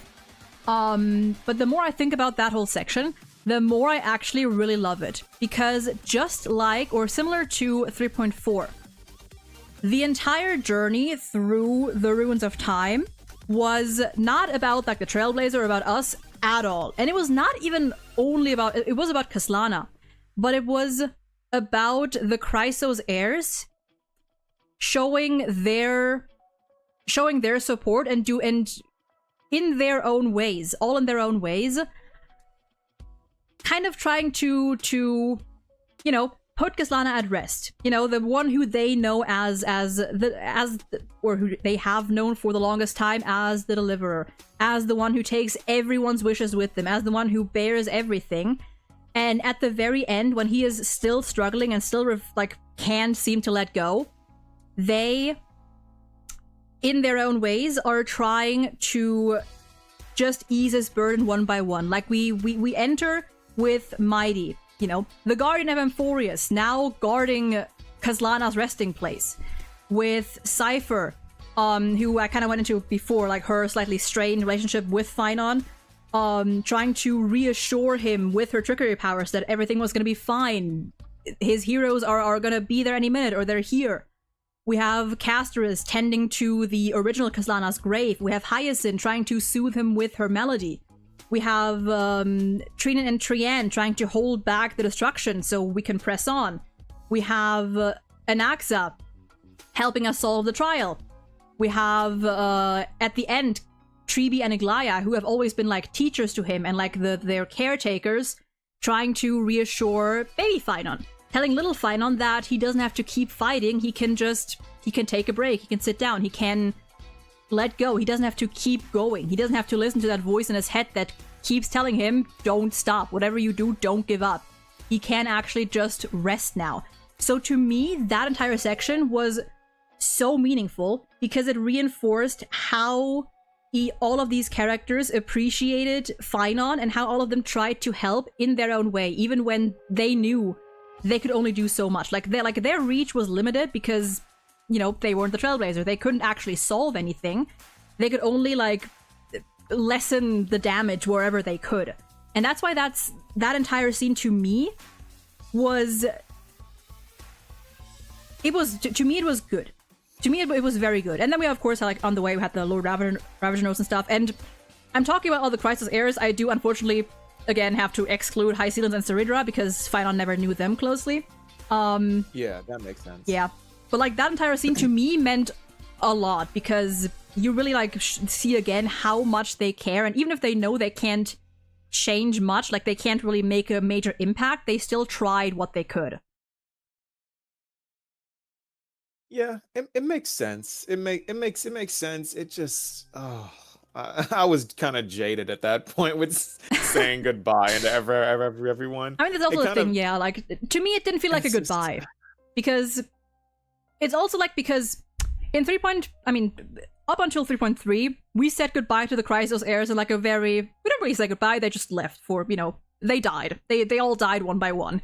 3.5 we kind of said goodbye to them, but only that recurrence's version of them. And we kind of moved on. It was like to me it was more isolated. It was like, okay, we're saying goodbye to the Chrysos heirs from that cycle, from that very era. 3.6 wasn't really a goodbye to me, it was more like a final preparation. And the tombs, or I'm saying the tomb, like it is his tomb. That whole scene wasn't really a goodbye to me. Like I was more focused on how all of them were trying to soothe Finon's struggles. Okay. Like, we're just gonna have to agree and disagree with that. Yeah, Like, that's fair. It's again, fair. Again, that's more character moments. Exactly. Driven, which is why I understand why you like that. Exactly, and I get why it might drag on a bit if you like you're not. Talk to me about how this world works more. Like, exactly. I understand if you know, like that's my thing. I understand if people don't always like look at it like that, or don't always like care as much about it, and are more, you know, like you like more lore focused or more just like plot focused. That makes total sense to me. I loved that scene. And I loved the notes, the fucking Lord Rabbit. I missed the first one. Yeah, I missed Zephyros' note. I missed that up until. Yeah, Zephyros' note I think was somehow easy to miss, even though it was right there. It was like the moment you stop that conversation, it's right there, and like I saw so many people miss it, and then you go to the harp, and that conversation ends, and like there's a collectible, and I look over and I'm like, Fantilia, and then I'm like, what the fuck? And I read that and I'm like, oh, so they're just here now. And then I got Selenovas. I missed Asap Pramat for some reason because it was, even though it was also right there, and I was like, oh, so like they were here, and then even in the Scepter it says that several Lord Ravagers were directly watching what happened. What was going on. Sense. Yeah, for sure. I'm pretty sure all of them were watching in one way or another. Probably, yeah. Only the ones capable of writing left their notes, probably. Yeah. But yeah, fucking everyone say thank you, Zephyro, because that man gave me a whole lot of hope. Yeah. It's like he walks the path of elevation. Yeah, it's like what else would that mean? Maybe Lord Ravager Finon, maybe. Exactly, and it's clear that that he meant Finon. You know, the blazing sun that was never meant to rise. There's only one character that could be referring to, and it's not Iron Tomb. Yeah, for sure. Because yeah. Because he says the Overlord who walks the path of destruction. They await your coronation. That's Iron Tomb for sure. Yeah. It says Iron Tomb over it, so it's like, okay, well. Yeah, and then they can't say that they're waiting for Iron Tomb to become a Lord Ravager, because Iron Tomb already was a Lord Ravager. Yeah, they already was a Lord. Yeah. They even awoke. Yeah, a dormant Lord Ravager. So they have to be mentioning Finon here. For sure. Let's see. So we got through that, dude. The Kaslana fight. Okay. First of all, depression aside. What a fucking banger OST that was. My goodness.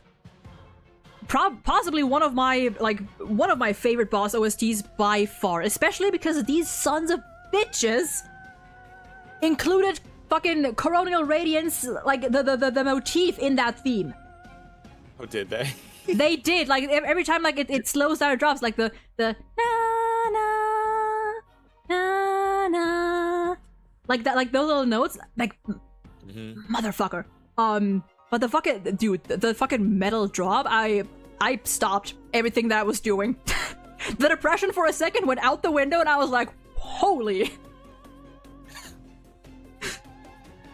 So like that theme, fucking incredible. I am a little mad at myself during that fight because I didn't realize. So I picked all the essentially wrong options because I like every time Finon's like, do not hesitate, kill me. I was like, but I don't want to. I am hesitating, and I made it harder for myself, which I was fine.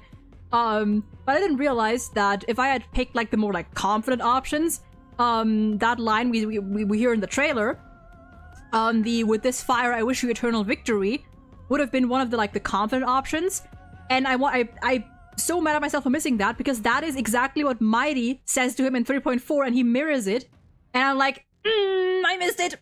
I could have gotten that. I could have gotten my crumb. I could have gotten my crumb. I did not because I was a coward. I don't remember what I chose for those character options. All I remember, I struggled with this boss fight for whatever reason. I kept picking the wrong team. I just went in with Finon. Like, Finon just clears it all. I kept trying to use Herta. And Herta just does not work with, she just doesn't work with a Cyrene. That is, yeah. It just, to be fair, doesn't work. Finon so also I eventually just started getting mad at this fight. To be fair, Finon with Cyrene is also very rough. I had Finon, Cyrene, Hyacinth, and Danhong and Sunday, I think, and her ult was so fucking slow. It was slow as hell. Like for like at some point I was like, fuck the ult. I'm just gonna like Finon has like he could have had 35 core flames by now. I was like, fuck it. I'll leave it. I'll just go into Kazlana without it. And it that worked. Must have been like a C0 Cyrene that they gave us Oh, for yeah, that for fight. sure. Man, was she not good. Like, she was She a was liability. slow. I'm like, sorry. if you weren't using the, you know, the premium pink team, she was rough. Yeah, if you weren't using, like, full Remembrance, Casterus, Evernight, Hyacinth, like... Yeah. That's what I had. That's what I had to use to beat it. It was like... Yeah, I just said fuck it and brute forced it with Finon.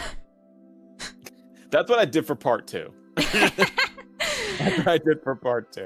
Part 2 was funny because like you had like the loop that, you know, like keeps charging, and like Chad was telling me like, because I wanted to take my time. I wanted to make sure like I didn't miss any voice lines and stuff.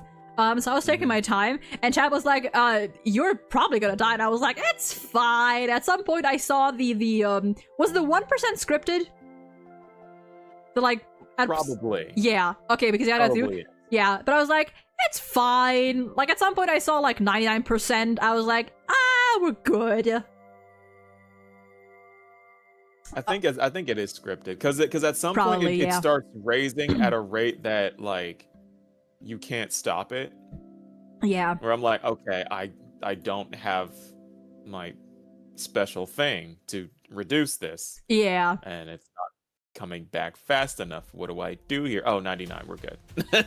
Yeah. Wait, in the Kasana fight, when Flame Reaver hits us, he heals us back too, like he doesn't even want to hurt us? Stop! Stop! Shut up! When Flame Reaver? What fight is this? When you fight Kaslana, if you choose like the more hesitant options, he summons the Flame Reaver clones and attacks you. Does it? Yeah, and apparently when that happens, you will still get healed again because he doesn't actually want to fight you. Because then he says, because those clones are then they're Iron Tomb's influence. Because then he says like Iron Tomb is using your love to attack, and he's using it's using it to its advantage. Yeah, I remember him saying that. Yeah, I remember. Yeah, good God, man, I fucking love Finon, man. Let's see. Iron Tomb fight, also banger music as always. Shit gets fucked, and then it unfucks itself. We just straight up lost. Yeah. I was like, oh, okay. All right, you know, Watching that works. John Hung and March die was sad. It happened so quick though. I'm like, oh. Yeah, I did see like someone like pointing out like they at the end they were like reaching for each other. Yeah. That was so sad. Let's see. Then we have the news Herda conversation. I like how Herda was the last one to disappear for some reason. Like, she took her so... Like, I don't know how she managed to shield herself when everyone else straight up died. Like, there was no one left in the space station but her. Yeah. How did she do that? Like... Queen shit. Herda's just different. Like, she... Oh, God. And, did you know that, that conversation... or that scene of the, depending on which Trailblazer you picked, the other one, was optional, essentially. There was a chance to not get that scene of the Trailblazer or the other Trailblazer appearing at one point. What? Apparently depending on which answers you picked during the Herda news section, there was a chance that you would not get the glimpses of the other Trailblazer vessel, confronting you. Because some people didn't get that scene. Really? Yeah, I didn't know that. I guess if you click "Don't Answer," maybe that happens. Maybe if you don't answer, or if you click like the very non-Trailblazy answers, like I don't care as long as Iron Tomb gets defeated or something. Like the very like spur of the moment. I don't care what happens as long as we win this answers. Maybe that was what it was. But that was very interesting. I didn't know that. Wow. Yeah, choices matter. Every now and then they do matter. I like that we got gazed at by Noose and Cyrene got gazed at by Fuli at the exact same time, so we ended up in the path space together. True. And Pom Pom. That's how she got there. Yeah, Pom Pom is Pom Pom is Pom Pom. Yeah, we don't know what Pom Pom is. Yeah, the fucking run. Pom Pom's tone is so weird. It was the very like run, like I had my finger on the W key. I was like, all right, I'm ready. And then they were like, no, like keep moving forward. You know, like the hopeful kind of run, not the you are about to die run. Yeah. But it's so funny. It's so funny and also like terrifying. Because if Pom Pom ever did tell you to run, you would run. Like if Pom Pom ever tells me to do anything, I am not questioning it. I am just doing it. I'd be questioning. I'd be like, why? It depends. Like if Pom Pom tells me to run, I run. I don't care where I'm running, I run. You have a different respect for Pom Pom than I do, I guess. Maybe I'm just underestimating him. I don't know what Pom Pom is, so it's like we don't know. It's just the fact that like even Veld is like you don't want to make Pom Pom mad. Whatever you do, you don't want to do it. Like everyone who knows Pom Pom is like they're special. You don't want to see them like go all out, whatever that means. I need to know why. Pom Pom is Akivili, that's my crack theory. No. It's not the Trailblazers, but it's been Pom Pom all along. It's probably the Trailblazers. I can't see it's Pom Pom, because otherwise Pom Pom wouldn't have said that, like, Akivili made the same choice and everything. I mean, that's why. No. There's always a case to be made. Or Pom Pom, you know, fuck it. Aha's back on the Express, but ask Pom Pom. What if Pom Pom died long ago? Oh, no. Oh, no. Yeah, but no, I'm so curious to learn more about Pom Pom. Like, our cryptic little creature. This is when I have trouble with what Hoyoverse does, because Hoyoverse, what they'll do is they'll make this random, silly, doofy-looking creature just incredibly important. And I was like, yeah, but I can't take this thing seriously. That's what I love. That's what I love about it. That's why I like that Cyrene became human and stopped being like a fairy. I needed that to happen in order for me to in order for me to be invested. It depends on how you do it. Like, listen, whether it's a human or a small little creature, if something sad happens, I will still be sad. If anything, I might even be sadder because I see this cute little thing before me and I'm like, ah. I'm like, oh no, creature fell over. That's me. Yeah. Anyway. For me it's, oh no, creature fell over. Speaking of which, that's also why the fucking the scene with the Seed of Memory and Cyrene in the cage was I love that scene because I'm always a sucker for like these, I guess, tropes, you know, the little innocent unassuming creature like being nurtured over time and like but still keeping that same innocence and like the chopped up sentences, just a single word, so like Peach happy, trying Peach to learn how to talk. Cyrene is Peach is love. And like it's so cute and it gets me every time. That, for me, the whole time I was just kind of celebrating that Cyrene was a Stellaron. That was just the whole time of me just being like, yeah.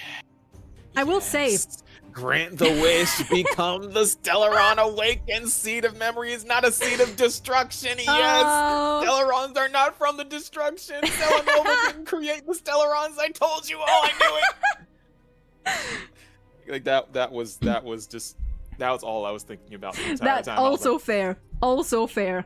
I do think that whole section, the two like CGs we got, or two scenes with like the what do you call that? Like the glass panel thing, whatever you want to call it, with Cyrene like walking along. Yeah, the stained glass. I think they could have shortened that to one. I think having that scene play out I think that entire like the cage CG, I loved. No complaints. The stuff before and after, they could have shortened and combined better somehow. Probably. It was a little long, but besides that, I still think it was fine. I just think that like, it would have been better to have these things in a separate quest, especially because like, all that aside, and the fact that we didn't really get much of like the you know, the POV, like different POVs of like what was happening on the outside, we didn't get much of that at all, like a preparation as well. And then the Iron Tomb fight ending, and then we're just back in the Express. Like, that transition was so sudden that I kid you not, the entire time I was so paranoid. I was like, something is going to happen. Are we all dead? I was like, we all died. I was like, something is wrong. We're in another dream. Something is not going right. Especially because like then we hear the in the background the entire time you hear like someone writing. Oh, yeah. That noise drove me up the wall. I didn't even like. I cannot tell you how badly that noise got on my nerves. It didn't even bother me that much. Gosh. But I think it was because I always have the voices 2 or 3 notches louder than everything else. Almost had to skip that entire section. Oh no. Because like it drove me nuts. Oh like, no. I don't even remember. It probably wasn't even all that long, but it felt like 3 hours. Yeah, it wasn't that long. Noise of just writing in the back. I don't know what it was, but that noise, it killed me. They should have spaced that. Like, it was so abrupt that like the entire time I was like so paranoid, and so like I was not convinced that this was the end. And then we learned like, why did they just tell us that, oh yeah, by the way, Boot Hill saved us? Show us Boot Hill saving us. Show us how we got back. I made the mistake of like at the very end when like the Galaxy Rangers and like some other people show up. I accidentally skipped that. What happened there? Wait, did you skip the? Oh my god! Like Rappa shows up too. And yes. I can't find that online anywhere. I need to find that at some point. I don't know what happened there. So what happened is Boot Hill and Rappa were talking. Rappa, who was actually Sparkle, and pretending to be Rappa, and the way that really, yeah, and the way that Boot Hill found that out was because Rappa, or like really like pulled the gun on her, was because she didn't call him Silvergun Shura. She called him like something Cowboy Ninja or something, and he was like, that's not my name. And they talked about the I forget what their name has been mentioned before. They talked about the 3-legged wolf, the boss of the Galaxy Rangers. Let me... You know what? I could just go back to my own fucking stream for this. Ha! I could just go back and check out my own stream because I remember.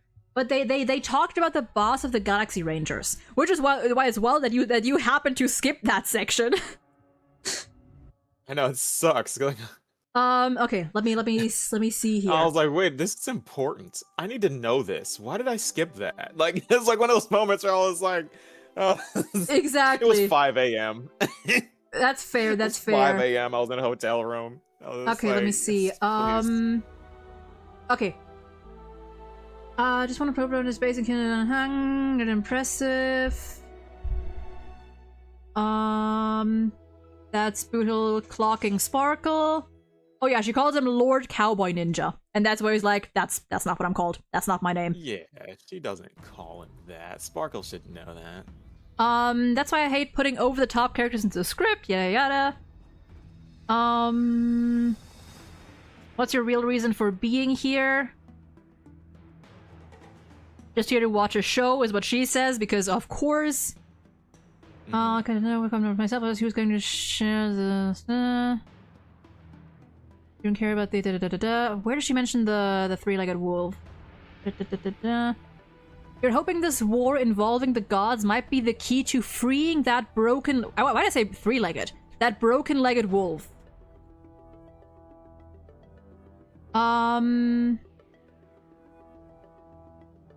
Yeah, up here.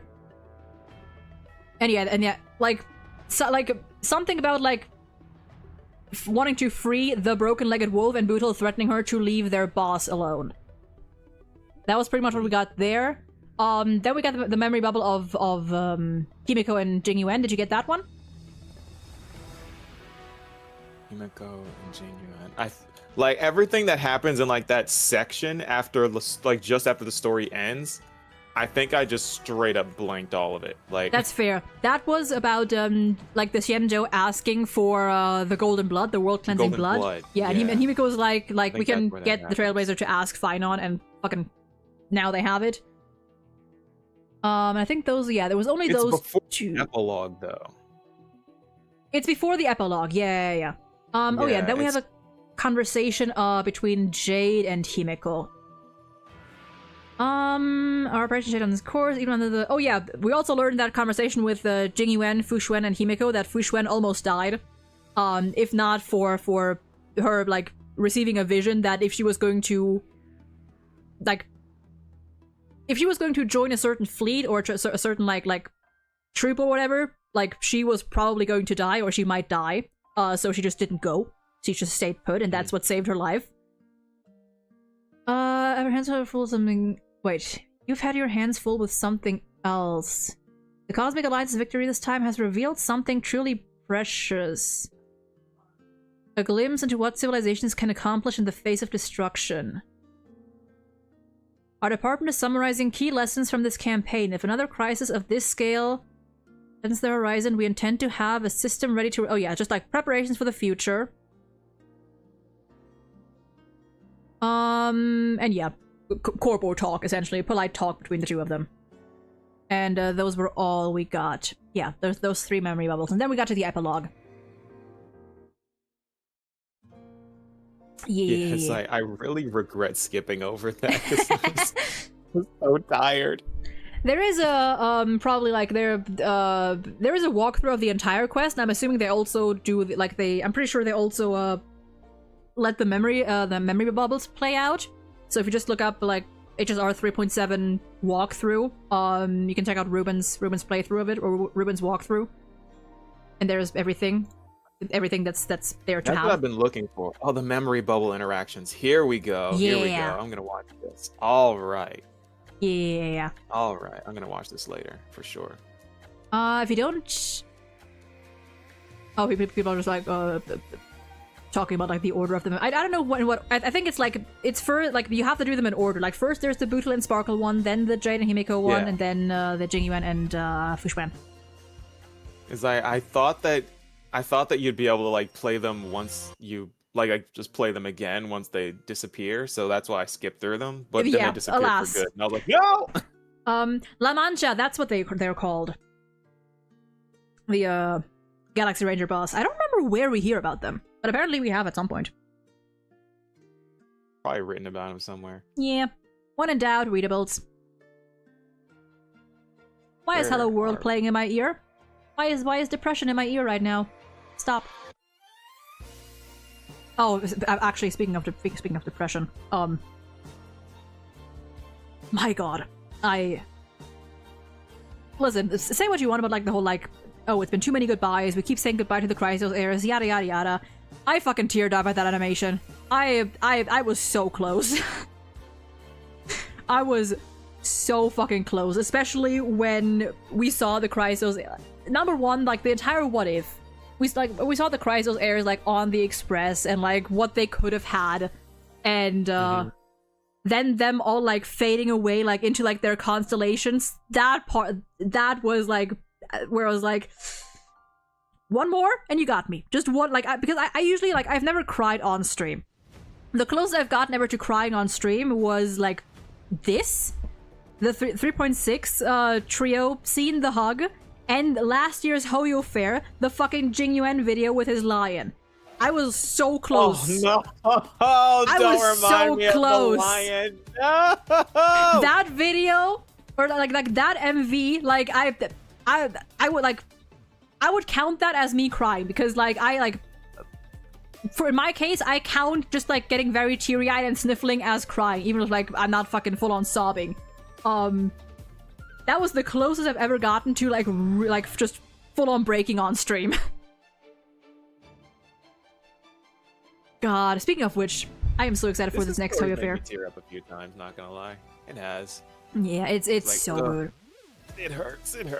Make it stop. It's usually like, for me, it's always like the second time I go through it. It's when I watch other people react to it and I watch them get emotional, that gets me. Really? Yeah, yeah. It's like That's not good. the first time I'm like, okay, I'm processing and it still makes me sad. But then I watch other people cry and I watch other people get emotional at those scenes and I'm like, fuck. The combined see you tomorrows. Oh my god. That sentence is going to give me fucking war flashbacks. Anytime someone in real life is like, alright, I'll see you tomorrow, I'm like, not again. I know they're really ruining some sayings with this story. They Just really basic ass sayings. Speaking of Hoya Fair, actually, the next Hoya Fair is what is the next Hoya Fair? It's like next week. Yeah. God, I'm still looking forward to that. They've got we skipped over? What? Herta being the goat again and calling the Genius Society up. Oh my god, yeah, we did. I cannot believe we skipped over that. How did we skip over? I don't know. Cause like Herta stole. Like I know a lot of people say, oh, this was the Cyrene patch. No, this was the Herta patch. To be fair, you are also biased, but she did have a lot of great moments. 100% biased. But this was the Herta patch. Like to me it was to me it was the Cyrene and the Phynon patch. To you it was a Herta patch. Yeah, no, like, that was fucking power move. Calling up the Genius Society was so funny, and all the geniuses are so good. All the characters are so funny. Hey, listen. Even Polka's good. Listen, that was the first. I will say it. That was the first time I was actually glad to see Ron May. I don't like that woman, but like when she answered, I was like, you know what? Thank you. For once, thank you. She would. I expected her of all people to answer. Yeah. I'm surprised that she got as many people to answer as she did, though. Honestly, yeah. Like Polka was interesting. Acha is an interesting one because Acha we hadn't like met or heard anything of before. I thought I remembered the name, but maybe not. Acha was the one that Herta was suspicious of for being the one behind AMPHOREUS. She mentioned him briefly. Oh. And yeah, like the what did they call themselves? I don't even know if it's a man or a woman because I feel like their voice sounds a little androgynous. Quantum something. The ghost of the quantum domain. Of the quantum domain. Yeah. Yes. Which, I mean, and calls her the little witch. Yeah, and which she is. She is. She's our little witch. Yes. Acha feel like. Acha and Dr. Primitive were kind of like in a similar vein of like they seem a little silly. They seem a little silly. Like Acha more so than the like not serious at all. Yeah, like more composed, but Dr. fucking Primitive. He's just here for the lulz. I gotta give it to him. The moment he just came out the gate and went, "Look who's here, fucking loser!" I was like, okay, maybe he's okay. I'll give him that. I'm like, this story's not gonna let me hate Dr. Primitive. Like, yeah, no. I'm not gonna be able to hate this guy. Listen, if we can bond with him and hating Lygus, maybe he's got a shot. It's like he's all over the place, and then when the meeting ends, he's like, "Wait, I was a side character." Dang it. Whatever. He sounds so sad. And then he's like, whatever, I was just here for the lulz anyway. Peak elation guy. So elation coded. I still, Fuyat, I agree. I get why Steven didn't show up, but I want to finally meet Steven. He seems like such a sweet guy. Does he have a voice? No, we have never heard his voice. The only time we've met him was in the simulated universe, where like he was like all shy and like all refrain. Like we've never actually met or heard him. Mm-hmm. And he seems like such a sweet guy. He's just a guy. He's just a little guy with his like what does he have, like his fruit store or something? Yeah. He's just a little guy minding his business. Or wanting to mind his business. I think that's the thing, though. Like, he wants to just be left alone. Yeah. I would love for us to encounter him just, like, randomly at some point. Like not, like, in a big context. We just, like, encounter him, like, on a shopping trip at some point. Or stopping by a store and we just meet him. Mm-hmm. And he's like, please. But like Steven's really smart though, because like he somehow like he just saw Polka's like mesh thing that she covers her face with to like obscure her appearance, and he just copied it. Yeah. He just copied it, and he was like, "Why? I kind of felt like it. What do you mean? Like, huh? Like, I feel like I forgot you were a genius." I feel like the day we meet Steven, it's really just gonna be like we point out like, oh, like his achievements and what he's done. He's like, please don't, please don't, leave me alone. I don't want this. I don't care about this. Please. Don't draw too much attention to me, please. Yeah. Also, Lenny, listen. Just because I think Dr. Primitive is funny as hell does not mean I forgive him for what he's done to my boy. And my daughter. No. What did he do? Just like, you know, the Rappa section, like Rappa, and trying to fucking convert Bootil into monkey. Into a monkey. Wouldn't be too much of a change from what he already is. But excuse you. All right, that was it for this collab. The final collab that we will ever have. Everyone say bye to Nova. It's the last time you'll be hearing of him.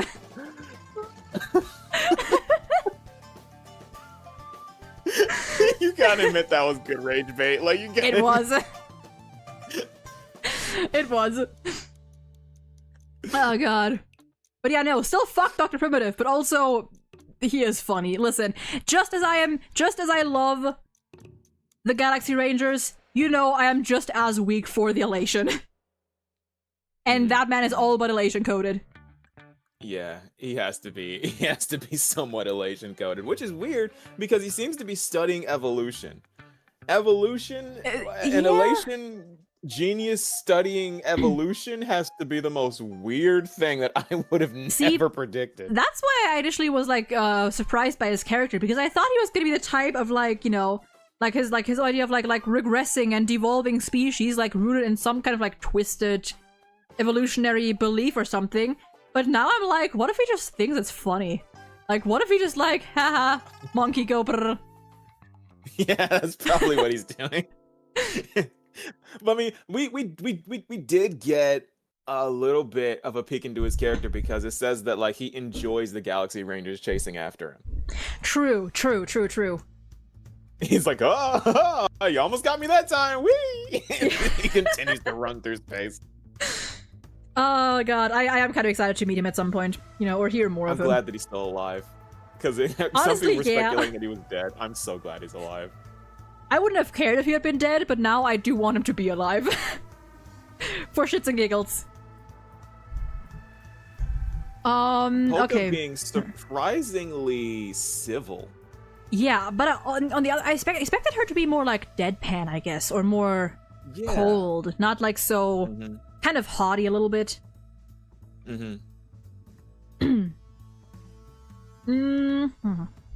Okay, last thing. I like how Ruan May. Ruan May, get you a friend that believes in you like Ruan May believes in her. Honestly, yeah. Because like Herta just said, I'm gonna go on this one-way mission and I'll probably die. Ruan May is like, yeah, join me for lunch later. Yeah, like, by the way, dinner's still on when you're back? I love Ruan May. I don't like her, but, you know, she has her moments. Okay, last thing. The ending. I know you didn't like it at first. Because, like, the quote ending. Ending in quotation marks.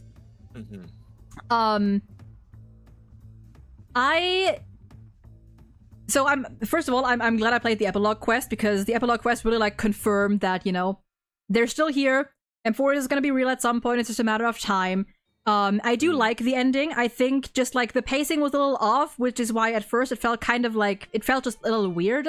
But all in all, I do like what we settled on for now, is that they're all kind of just like living out their epilogue for the time being until we can transfer them over. Here's a silly thing, and it is kind of very silly, because I finished that quest knowing, like, you know, like knowing how it ended and knowing that, you know, it's not the end for AMPHOREUS, I knew that, you know, they're gonna come back and they're still here, you know? They're not just like memories trapped in like the same, like trapped in place. Like they're experiencing things still. Time in a way passes for them and whatnot. They're still themselves, just like on lockdown kind of.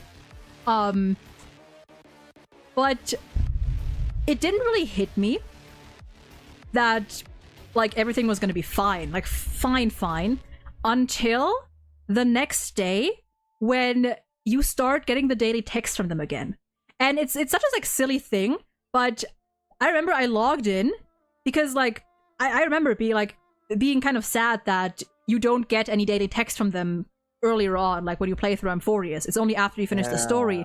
And like the second I saw that I got like some of the text just abruptly end. Like it's just oof. Yeah, and like the second I saw getting like a text from Anaxa sending you a fucking which Eon am I quiz, which is like, okay, welcome back, I guess.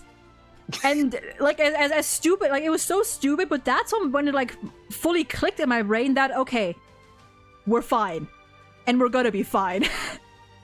Like that somehow was like such a relief.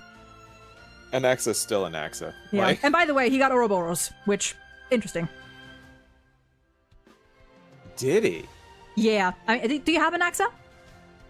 Yeah. I just so you're don't open mail very often. Yeah, so you're gonna get that text eventually. But he also gave like the reasoning weirdly fits, but it was like kind of a funny one. Like there was something about Dromas in there. But him getting Ouroboros was interesting. Yeah, that doesn't really make sense. Yeah, and then he asked you like what did you get? And I think your answers are either Akivili, Aha, or like someone else, and I just picked Aha because why not? But yeah, no, all in all, I like the temporary ending. And I'm noting down November 12th of next year. that's gonna be the one. My major problem with one of my major problems is Lygus went out in such a boring way. I feel like it kind of fits. Like, oh, I lost again. Another failure. But I feel like that kind of fits his character. Time to die. Like...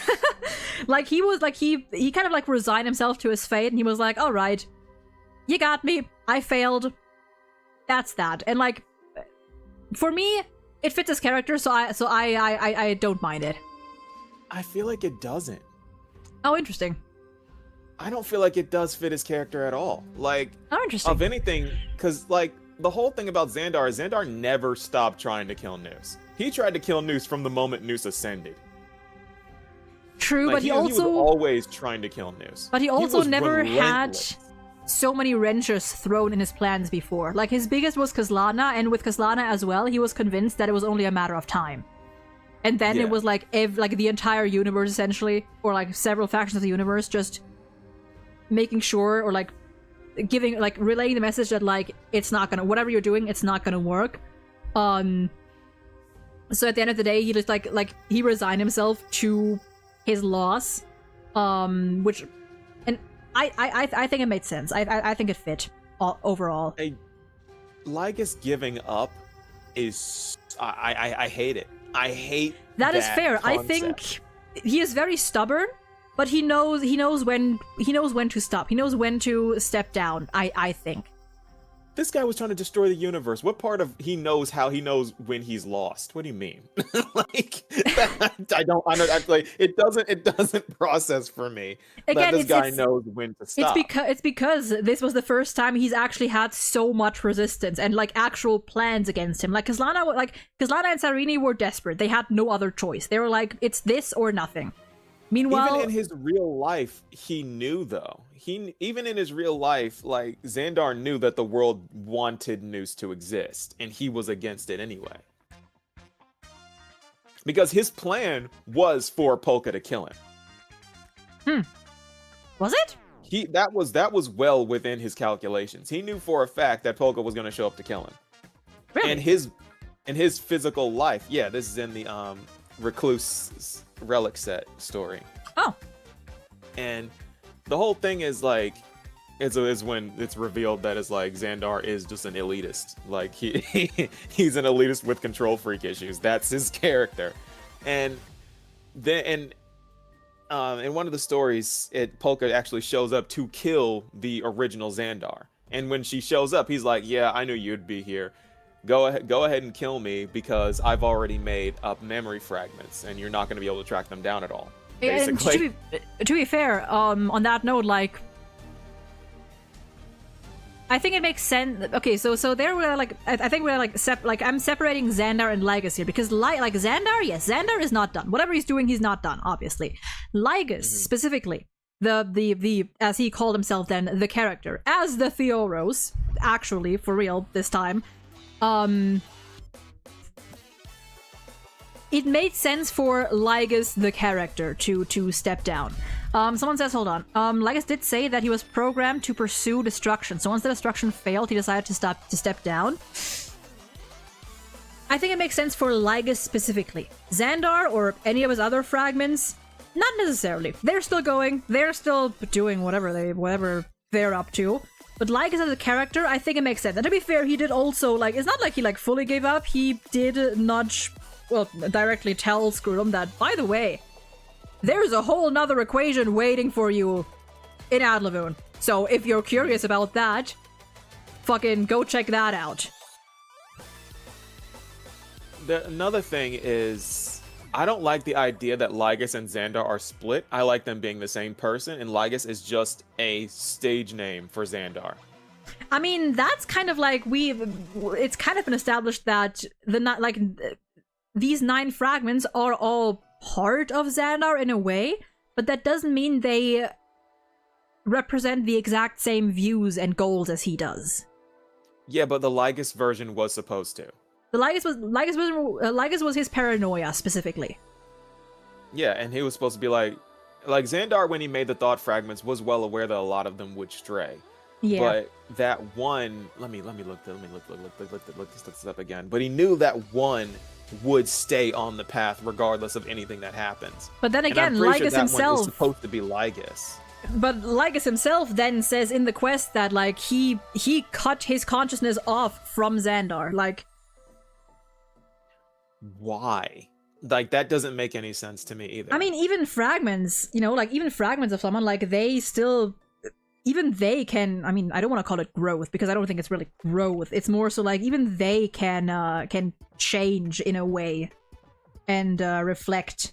And I think that's what happened with Lygus. Not really out of like a sense of like conscious and like a conscience or morals or whatever, but just like recognizing that it's the end of the road for him, for specifically him. And yeah, I'm saying that like he, by the way, him telling us before the meeting that like he cut himself off from Xandar and is now just Lygus the character essentially in this simulation. And then later on during the society meeting, he just like goes like, oh yeah, by the way, I just contacted all the other fragments to protect Madame Herda. Yeah, like you fucking liar. I don't like that. I don't like that he does that. That doesn't make sense. I think he was just bluffing straight up. Like if he separated himself from Xandar, I don't think he would have the capability to contact anyone. I think he was just straight up fucking bluffing. I don't know. Maybe to like get Polka off her ass. The relic set says they are all just different facets of Xandar. Some will give up, some will accept the cage. Yes, this one calls it the cage instead of the cave. Oh goddamn. Some will try everything to stop the Thought Fragment project, just as he once had a moment of hesitation. But there will definitely be someone who will carry out the original plan. And I'm pretty sure that someone is Lygus. So Lygus giving up bothers me. Like, I don't know. I maybe it's another agree to disagree. I think it fits.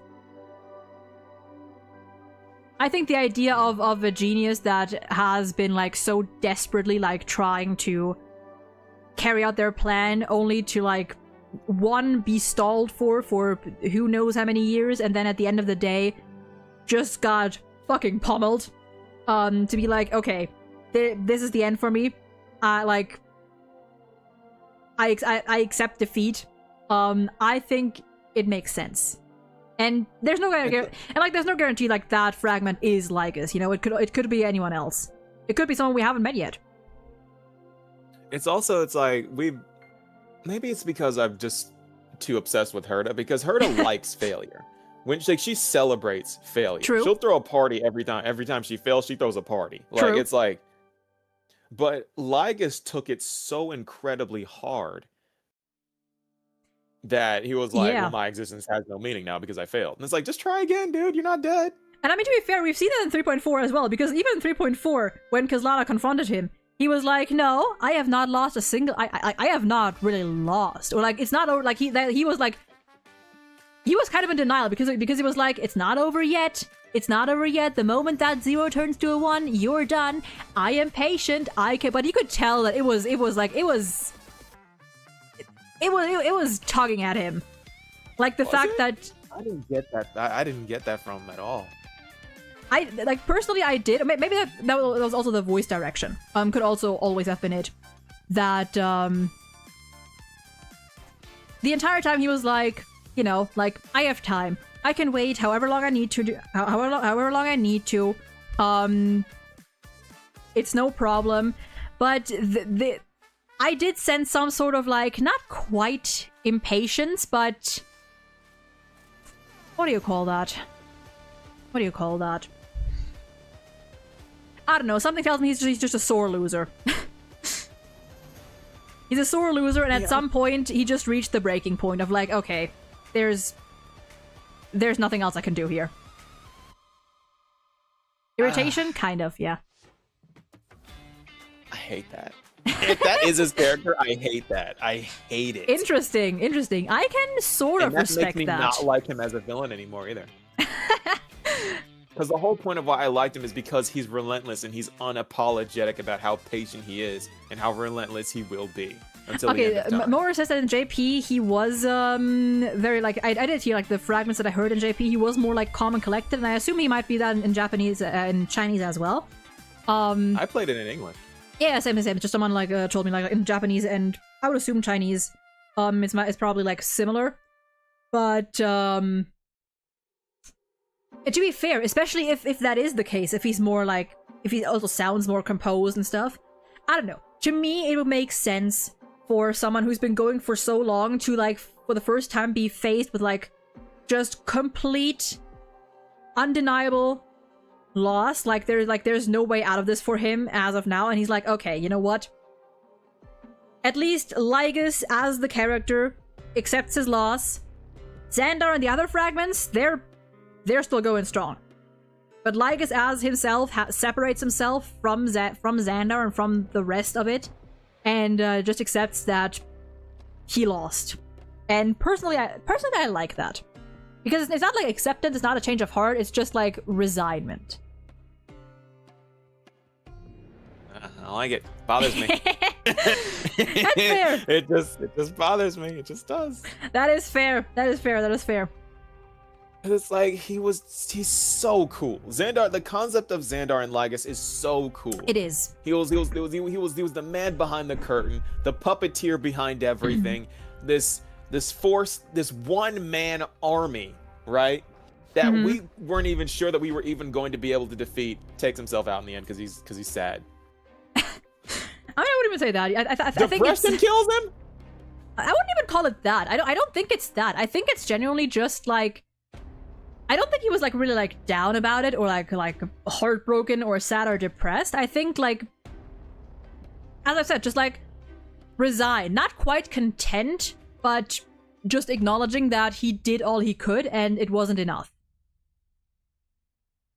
And the fact that he's not going to try again. Yeah.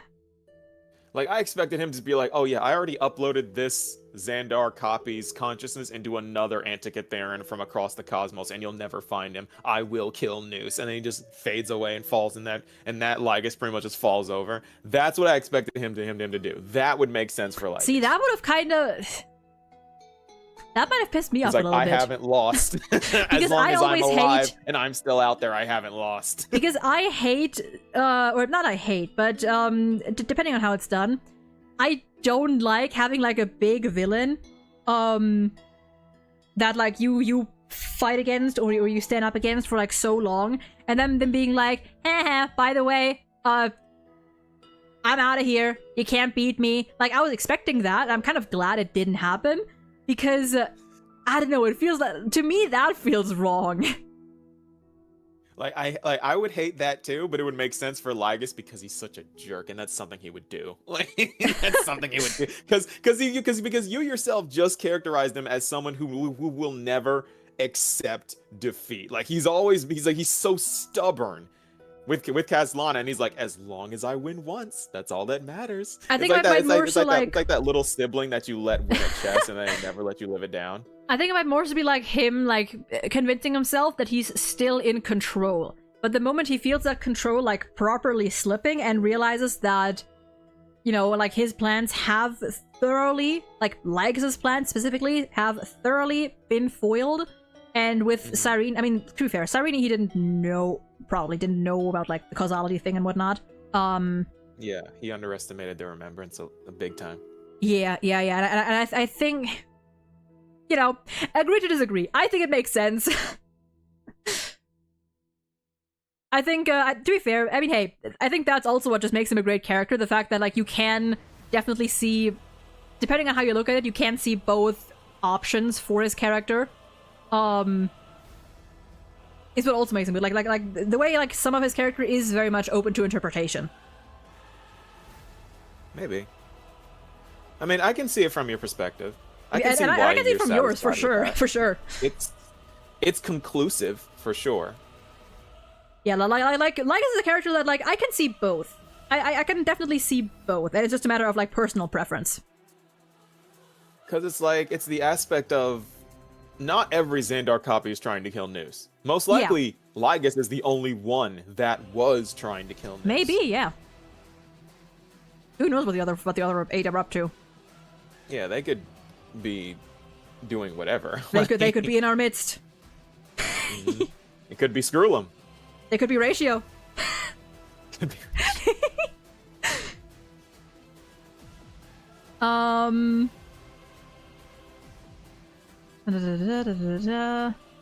Okay. Do we have anything else? Herta explaining how Noose and Fuli work. Okay, that took me a minute to fully grasp. Very complicated. To fully grasp. I still don't know how, because Herta decided to use the fairy tale manner of speaking to explain how memories work in regards to the imaginary tree, and I will never forgive her for that. Because I still don't understand how that works now. I think no. The way... Okay, so the way I got, like, just that she described it, basically, you have a tree. You have a tree with a lot of branches. The branches are all the possible ways that history can unfold. Right. And the erudition basically zones in on one of those branches, or maybe like a select few of those branches, and cuts away everything else. And those branches keep growing, they keep growing, until eventually they become too heavy. Too many leaves, and I would assume, like, see, that what I was also envisioning is, like, if you focus on one branch, or like one set of branches, and you cut away everything else, that tree will eventually grow too heavy on that side, and it will eventually fall. Or tip over or whatever. Or, you know, it'll grow too heavy on one side, like the weight imbalance. Okay. And in order to... That's how far I got. And then there was something about, what's it called? Something. Lignification? Something like that. Lignification. Where basically, like, the branches, or like some of the branches, like, fuse with the trunk to stabilize it. Mm-hmm. And that's what you kind of linked to the causality.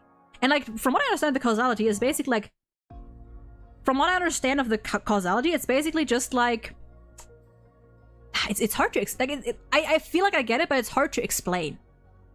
Because, like, in Amphoreus' case, Cyrene essentially became the causality to stabilize everything else. And her role, right, is to be the step-in for Fuli and make sure that everything unfolds as it's supposed to. Basically, like, close any gaps that could lead to things playing out differently. That is Okay. how I understood this causality. That makes sense. Yeah, it's basically... But where does memory come in? Memory? Because that's the part where I'm really lost. Let me pull that fucking dialogue back up. I have it saved here somewhere. It feels like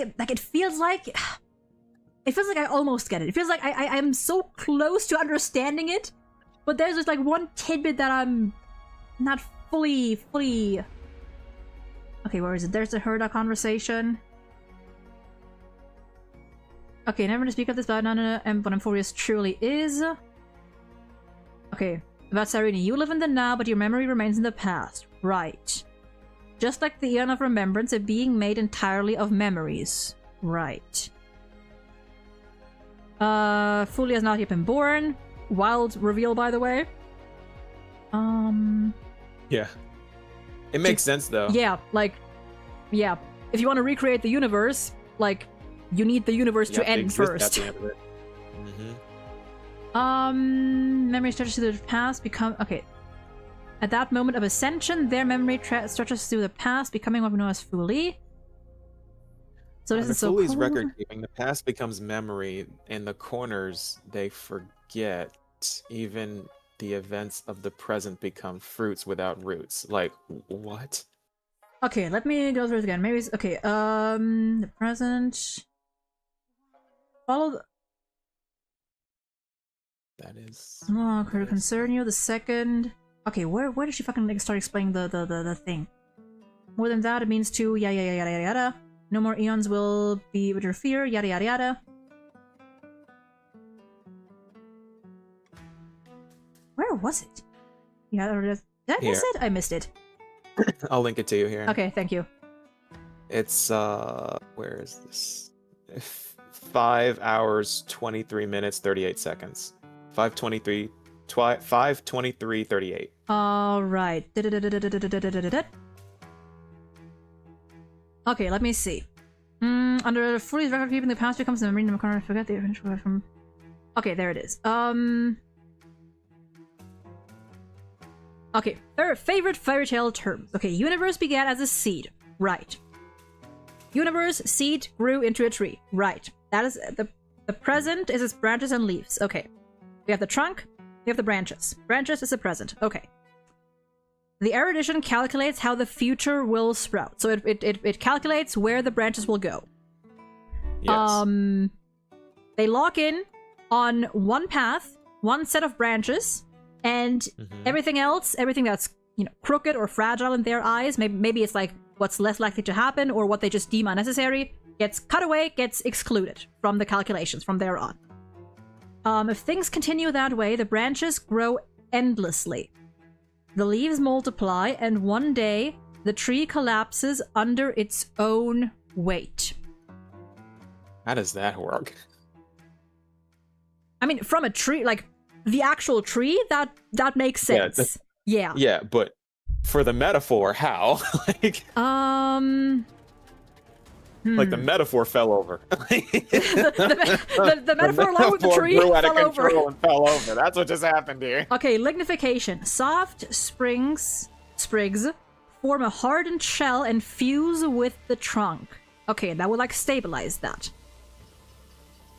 For the universe, process is what we call memory. So that is the causality in essence. These memories stabilizing the past, making sure that everything unfolds exactly as it's supposed to. Memories of what? Just Because memory should just be the trunk. Under Fuli's record keeping, the past becomes memory. In the corners, they forget even the events of the present become fruit without roots. In the corners, they forget. How does the remembrance forget? Under Fuli's record keeping, the past becomes memory, and the corners of... One calculates what is to come, and the other holds on to what came before. Okay, that's... I mean, to be fair, that does make it for an interesting point. Because I've heard, like... Ashika mentioned this before, and it never really, like, clicked with me until I heard her explain it. But when you really think about it, memory really is like the most unreliable thing. Like recreating the universe with memory, or like, you know, through the remembrance. Memory is extremely unreliable. Like things contradict each other. There's memory gaps, you forget things, and there's like there I wonder, would that like, or could that happen to Fully as well? Like if they recreate the memory, like if they recreate the universe, would there be gaps? Would there be things that even they like either don't perceive or quote forget? I feel like introducing the concept of Fully forgetting things is weird to me. For some reason, I'm reminded of Irminsul here. For some reason, yeah, like because Irminsul like the stores. Tree is very much Irminsul. Yeah, like Irminsul stores memory, but only memory. It does not like Irminsul itself can quote be wrong, and it can be messed with, like the whole Wanderer thing. Things. Yeah. Irminsul can just forget things, and then it just gets erased after like 500 years. And yeah, reset. so I wonder if something like that could work with Fully as well, just by the very premise of memory being so finicky and so unreliable in essence, like by nature. I was thinking that the type of way Fully deals with memories makes them reliable, because like they're able to take what actually happened in the past and recreate it. So in that way, it is reliable because only things that actually happened are actually kept. It doesn't take potential. It doesn't take into account a could have happened. It's just what happened. Collect that. Well, what has happened, or rather, because they talk about Fully's record keeping. So it's not like Fully always. Like, to me, that indicates that Fully might not always have, like, exact 100% certainty of everything that has happened, but the records they keep is what, you know, is what they recreate the universe based on. And those records could be, like, not quite faulty, but they could leave out things in the process. Maybe, like, this could introduce the idea of even an Eon, even like Fully themselves not being like, you know, the Irminsul thing, where like either their memory itself can be faulty, they might not remember everything, or what they do remember might be different from what's actually transpired. And in a way, these possible inaccuracies or these possible gaps could therein, you know, create these uncertainties and be where the causality comes in that is supposed to tie everything up, that is supposed to fill these gaps. Maybe. Like, it is interesting. Now, okay, see, I was never really too curious about, like, the remembers and everything. It was kind of like, I don't know, that was never really my focus when it comes to, like, thinking about the eons. Now I'm kind of curious. Because like, now Fully is just all important. Yeah, like now that would open like up a possibility, because you know there's the idea of if Fully hasn't been born yet, and you know they get born at the end of the universe and then they recreate it, kind of like how the recurrences, you know, are at their core always the same, but things play out differently each time. It could be that like when Fully recreates the universe, the core essence of the universe, of, you know, like how things unfold stays the same, but minor details could be changed. Minor details could happen differently. Today, actually. Oh. Yeah, I dropped the whole video about how Fully is going to be March and Mythos is going to be Evernight. Oh yeah, right. And because Lygus calls AMPHOREUS a microcosm of the cosmos. Right. So if that's the case, then that is possible that Fully has reset the universe once before already. And if that's the case, we don't know how many times Fully has actually reset the universe. Yeah, and oh my god, Fuyad, you're right, actually. I mean, that's why the cremators exist, right? The cremators are there to erase memories. So yes. Who is to say that Fully themselves is completely exempt from that? Well, I was thinking was like, if a memo keeper collects a memory incorrectly, or if they insert something that as bad, well, yeah. like if certain like destruction followers were to like get inside or infiltrate or whatever, Yeah. the cremator will deal with it. Because that's the idea of like, you know, like memories. Not only can they be can they have gaps, you know, people can forget things and stuff, but they could also just contradict each other. Like people remember different things. Yeah, memory is a very subjective thing. Yeah. See, now I'm kind of interested in this, because like if this does open up the possibility of fully themselves being capable of, you know, making errors essentially, in a way, and their record keeping not being as like steadfast and complete. Well, it's not fully making an error. It's what's in the Pure Land. Well, yeah. But like essentially, like the way they keep records, not really accounting for every single thing.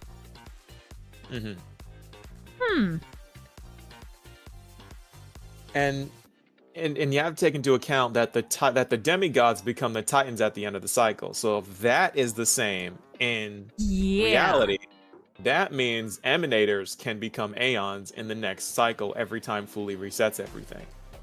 Maybe that's how it works. I think it is. That might just be how it works. Which explains why the Trailblazer is Akavili, March and Evernight are Mythos and Fu Li, and why Dan Heng will become what's its name? Long. Interesting. I mean, okay, someone's asking then if we have a demiurge in that case.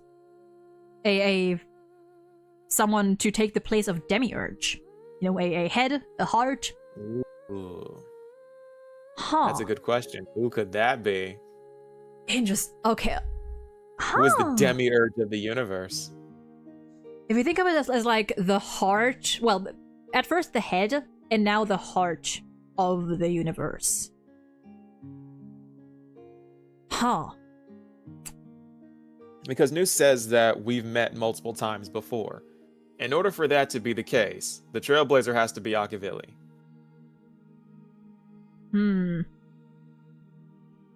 There's a question, like would it be one entity, or would it be I think Noose is referring to like us as like an entity. So like our entity has, like, we've been through the cycles multiple times. So we've met with Noose multiple times. Yeah. Huh. So, and because the way that Noose thinks is they think on the, like, their thought permeates the imaginary energy of the universe. So if any Aeon is aware of the cycles, it would be Noose, just like Anaxa knew about the cycles too. Oh my god. Oh my god. Dude, okay, listen, you could another video idea. Just putting like into perspective in what way like everything in Amphoreus relates to the universe, apart from just like March and Evernight. Just like the more I think about it, the more I'm like, oh yeah, actually this all overlaps. It does. My god. It really does. Huh. The same thing with Terravox disappearing. Long disappeared. And yeah, I mean, I guess in Amphoreus, Kefali is the Trailblaze, or represents the Trailblaze. Yes. And Kefali is the world-bearing titan, but it's not the demiurge. Exactly. So there could be something something even beyond Akavili or the Trailblaze that we are not aware of yet. Aeon of Aeons that's out there. An Aeon of Aeons, maybe, I don't know. We haven't thrown the Stellaron in here yet.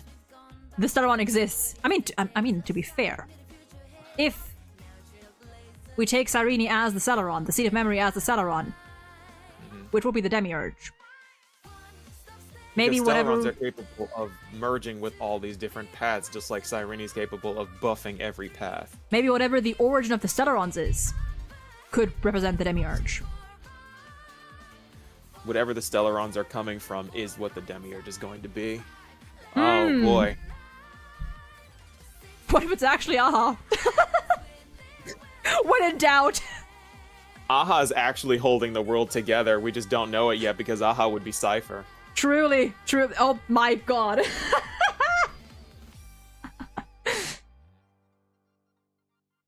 Oh god, that's interesting. We have not even ranked the quest yet, by the way.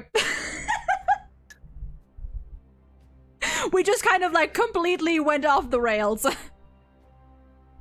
this part's important. Like it is. And it's so interesting.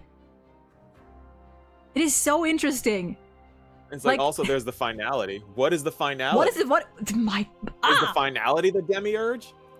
I feel like that'd be too. Okay, listen. I feel like it'd be too simple. I feel like that'd be too simple somehow. Because like Elio somehow knew that all of this would happen too. Kafka says this to us. Actually, I said this would be simple, but if, in a way, the finality would it does take on a similar role than Cyrene as the causality by making sure everything unfolds the way it's supposed to. Huh. I think it is. I think finality is the demiurge of the universe. God damn. See, if I think on this stuff for long enough, I can put the dots together. You better. If I think on this for long enough. Oh, if I self-extrapolate for long enough. That is fascinating. And hey, listen. That's why I'm glad that I am so glad I now have someone to talk about this, because I am interested in the lore, but I don't usually have I've never really had people who were so locked into it and who had more knowledge than me on this to fill in the gaps that I had and to bounce off of. So I'm so glad about this.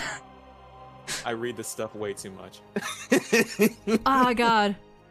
Because now this makes me curious, because as I said, I don't have the brain power for this, even just to remember. I can remember so many little details about characters, but when it comes to the lore, it's lock in on stuff like that. I can tell you the name of Mighty's pet. I can tell you the name of fucking every person living in Ida Elysiae. But stuff like that, terms like that is where I get confused. It's on the contrary, I can tell you basically how every system in Amphoreus works. I can tell you how miracles work. I can tell you how Tribios works, except for how Mart helped her. I'm still trying to figure that out. Just about everything, every interworking of the paths and how they interact, I can tell you all of that. But if you'd asked me anything about Mighty, I'd just be like, hiatus.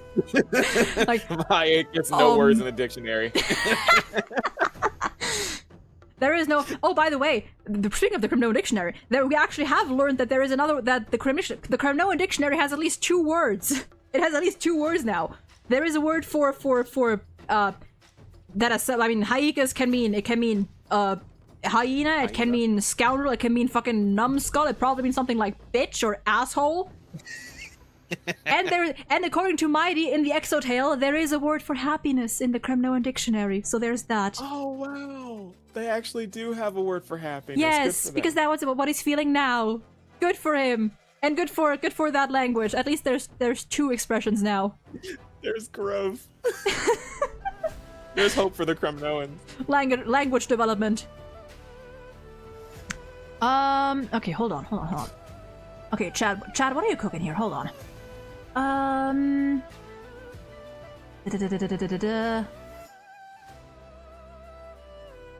There is no Ouroboros or Tazaron in Amphoreus as a similar. It is still interesting that there are some paths in Amphoreus that are just not included in the factors. There's 12 there's 12 factors.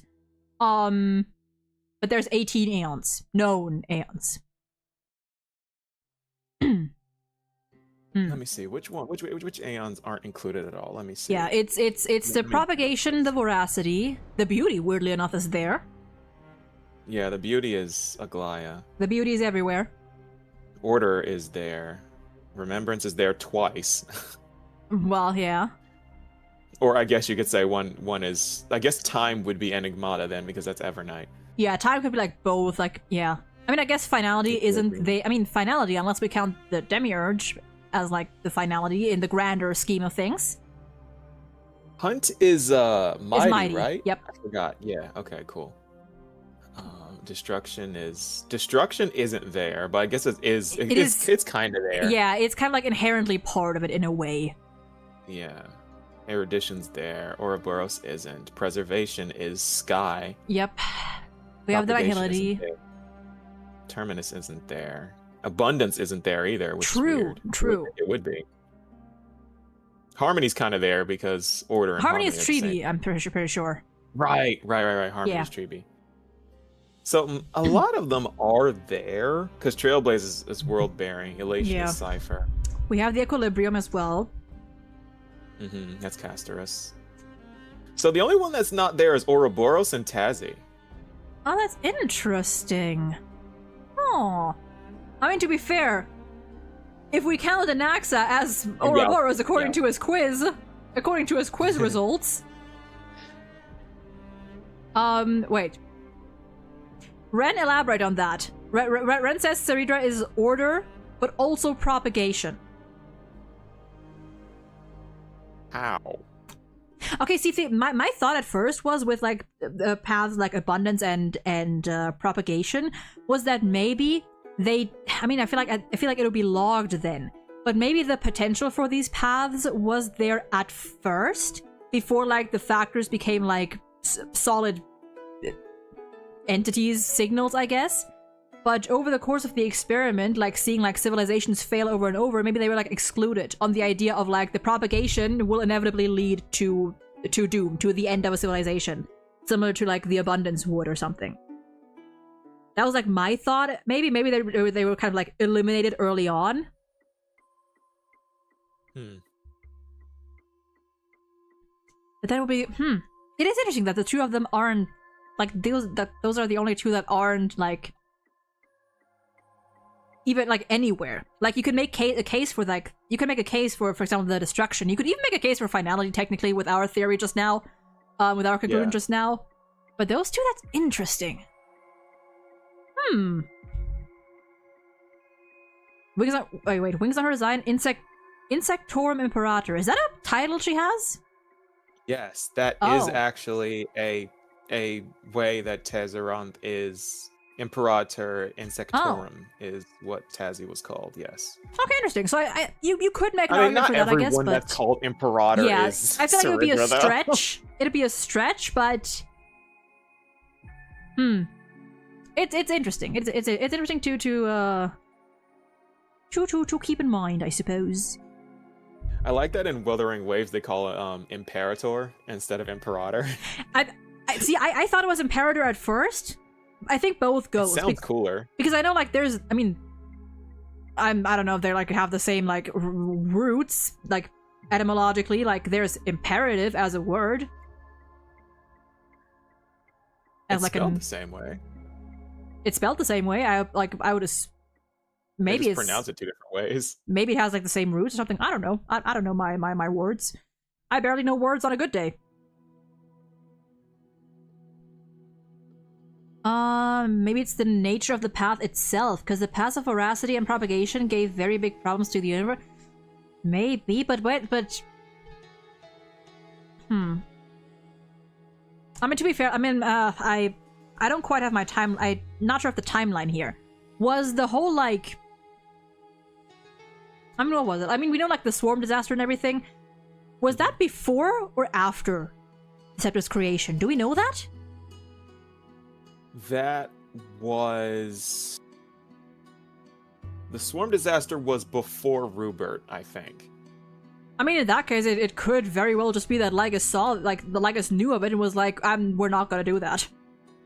I knew at some point. Hold on. It's stated somewhere which one came first. I feel like there probably is like a timeline on the wiki as well. Probably. I'm pretty sure there is one. Yes, yeah. It was the swarm disaster that happened first, because it says that Rubert's disaster was on par with the swarm disaster's destruction, which means that the swarm disaster had to happen first. I mean, to be fair, Lygus could have just like looked at that and was like, you know what, I'm not gonna risk it. You know what, fuck that. And also, Chad, you're right. We do have the veracity. We do have little fat fuck. Our true Eon of veracity.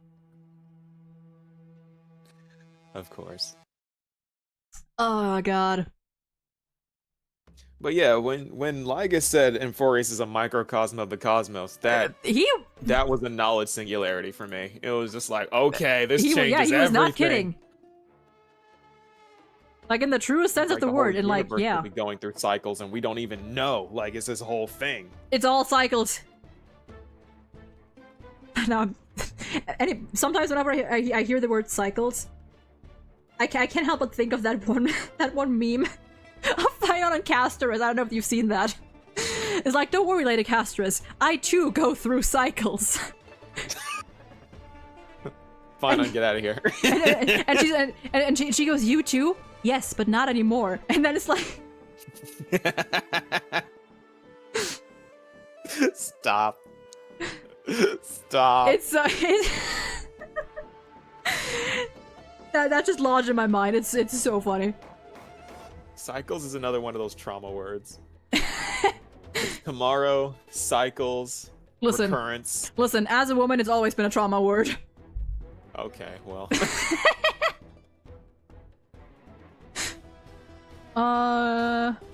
Yeah, honestly, I'm kind of willing to go with like the propagation not being there, in that Lygus deliberately excluded it. Okay, so I mean, I've run out of time now. Yeah, we should rank this. Where we need to rank this like now. I would say top of very good, few minor complaints, maybe. No, definitely not. Do you think it's worse than 3.3? It's not as good as the Mighty Patch for me. Ooh. Interesting.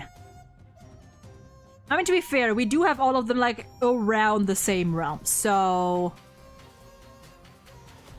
Honestly, I'd put it in overall good, but had some rough patches. Wow. I'd put it at the top of that.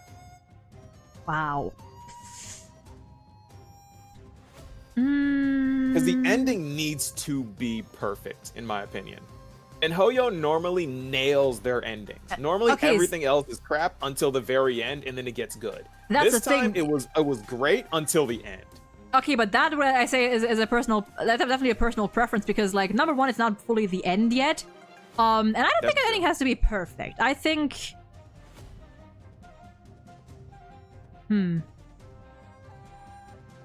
Okay, either top of overall good had some rough patches above 3.2 and 3.0, or right below 3.1. 100%. That's how I feel that it should be. Okay, that works. That works. And with that, yeah, as expected, we didn't use the bottom two tiers at all, because AMPHOREUS in itself is so good. And listen, yeah, if they can just shorten the story a tiny bit, like 80% to like 80% of what we got, give me the same thing in the next planet. I don't care. Give me 8 patches of story. Just give it to me. Going back to like a Penacony thing would be so underwhelming for me. I didn't like Penacony at all. I liked it, but in comparison, it does not compare. It's like I almost quit the game in Penacony, to be honest with you. Okay. I like Penacony. I have strong feelings. Like, wow. I have very strong That might be a topic feelings. for another day, then. It's like, oh, man, the Shanjo was great. I love Bellablock. I love the Shanjo. Wow. Penacony hit, and I was like, that's a take. Until the end. The end of Penacony was good. I like the end. That's a take. God damn, maybe we can get into that another time. Brought me all in back to Star Rail, and I was like, okay, this is peak. Now we're cooking. Now we did cook with AMPHOREUS, absolutely. Well, maybe I have a lot of like, you're gonna learn about me. I have a lot of controversial takes. Listen, I've already heard a couple, so I'm expecting it. I have a lot of controversial takes. I'm aware that they are. Like, I'm aware that they are. And sometimes that's what's fun about it. I only speak about them when I'm asked. Hey, I think the Fate Quest was good. That's my controversial take. Yeah, but your controversial take is that I like this thing that no one else likes. My controversial thing, my controversial take is I hate things that everyone else likes. True. Mine are far inflammatory. Chat, you know what to do. Whenever this video goes up, you know what to do. Oh god, maybe that's a topic for another day. Oh god, but no, this And hey, we went longer than yesterday. I think. Boy, yeah. Almost but we 4 also went hours. over more patches. Yeah, there's so much in this latter half. God. It's gonna feel a little weird going to 3.8 and, like, no AMPHOREUS.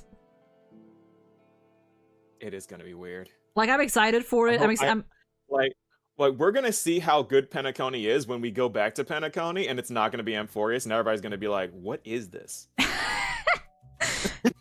And you might understand what I mean then. Like, you might understand. I mean, to be fair, they did say, like, it was like, it's not gonna be like a big, like, main action thing. Like, it's gonna be like basically filling in the gaps that Penacony left, is what they said. So we're gonna see how well they do with that. Anyway, I think that's gonna be it. You need to go. Yep. It was really, really fun, and yeah.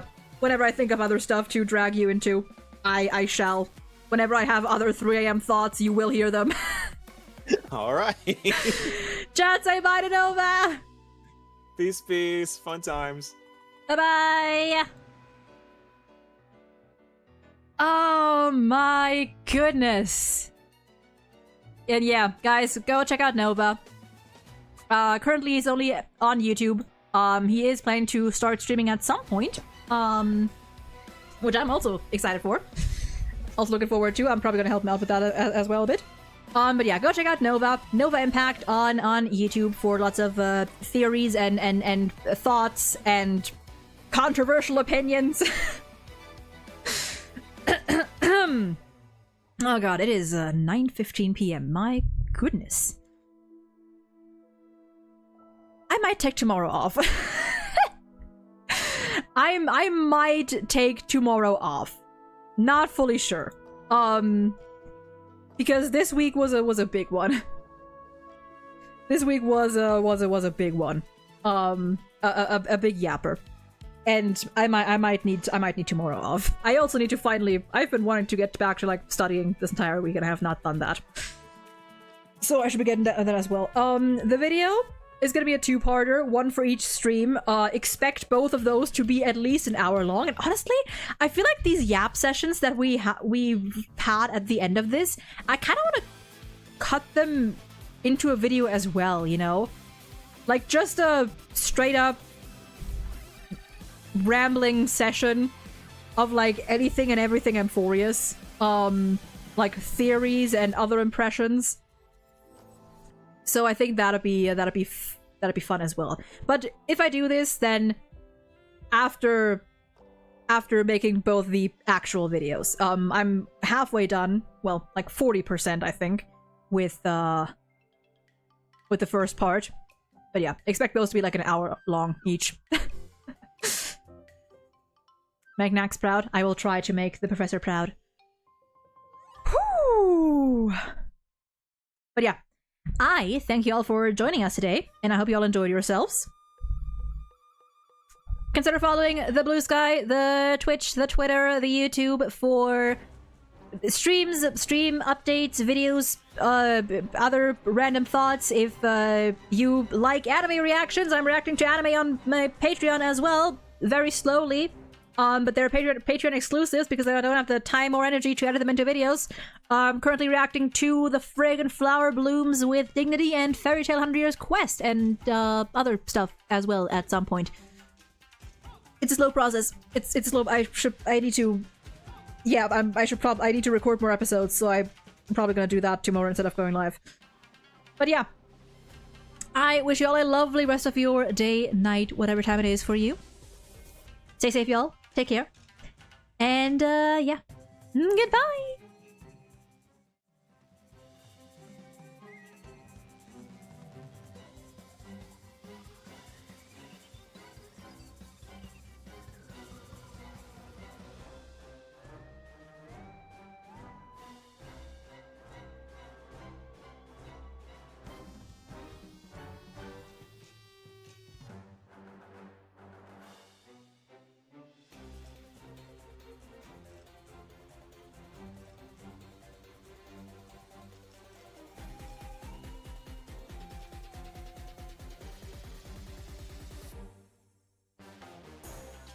And by the way, I didn't really call it out, but also thank you for the follows. I didn't call everyone out, but I appreciate them. Okay. Thank you guys.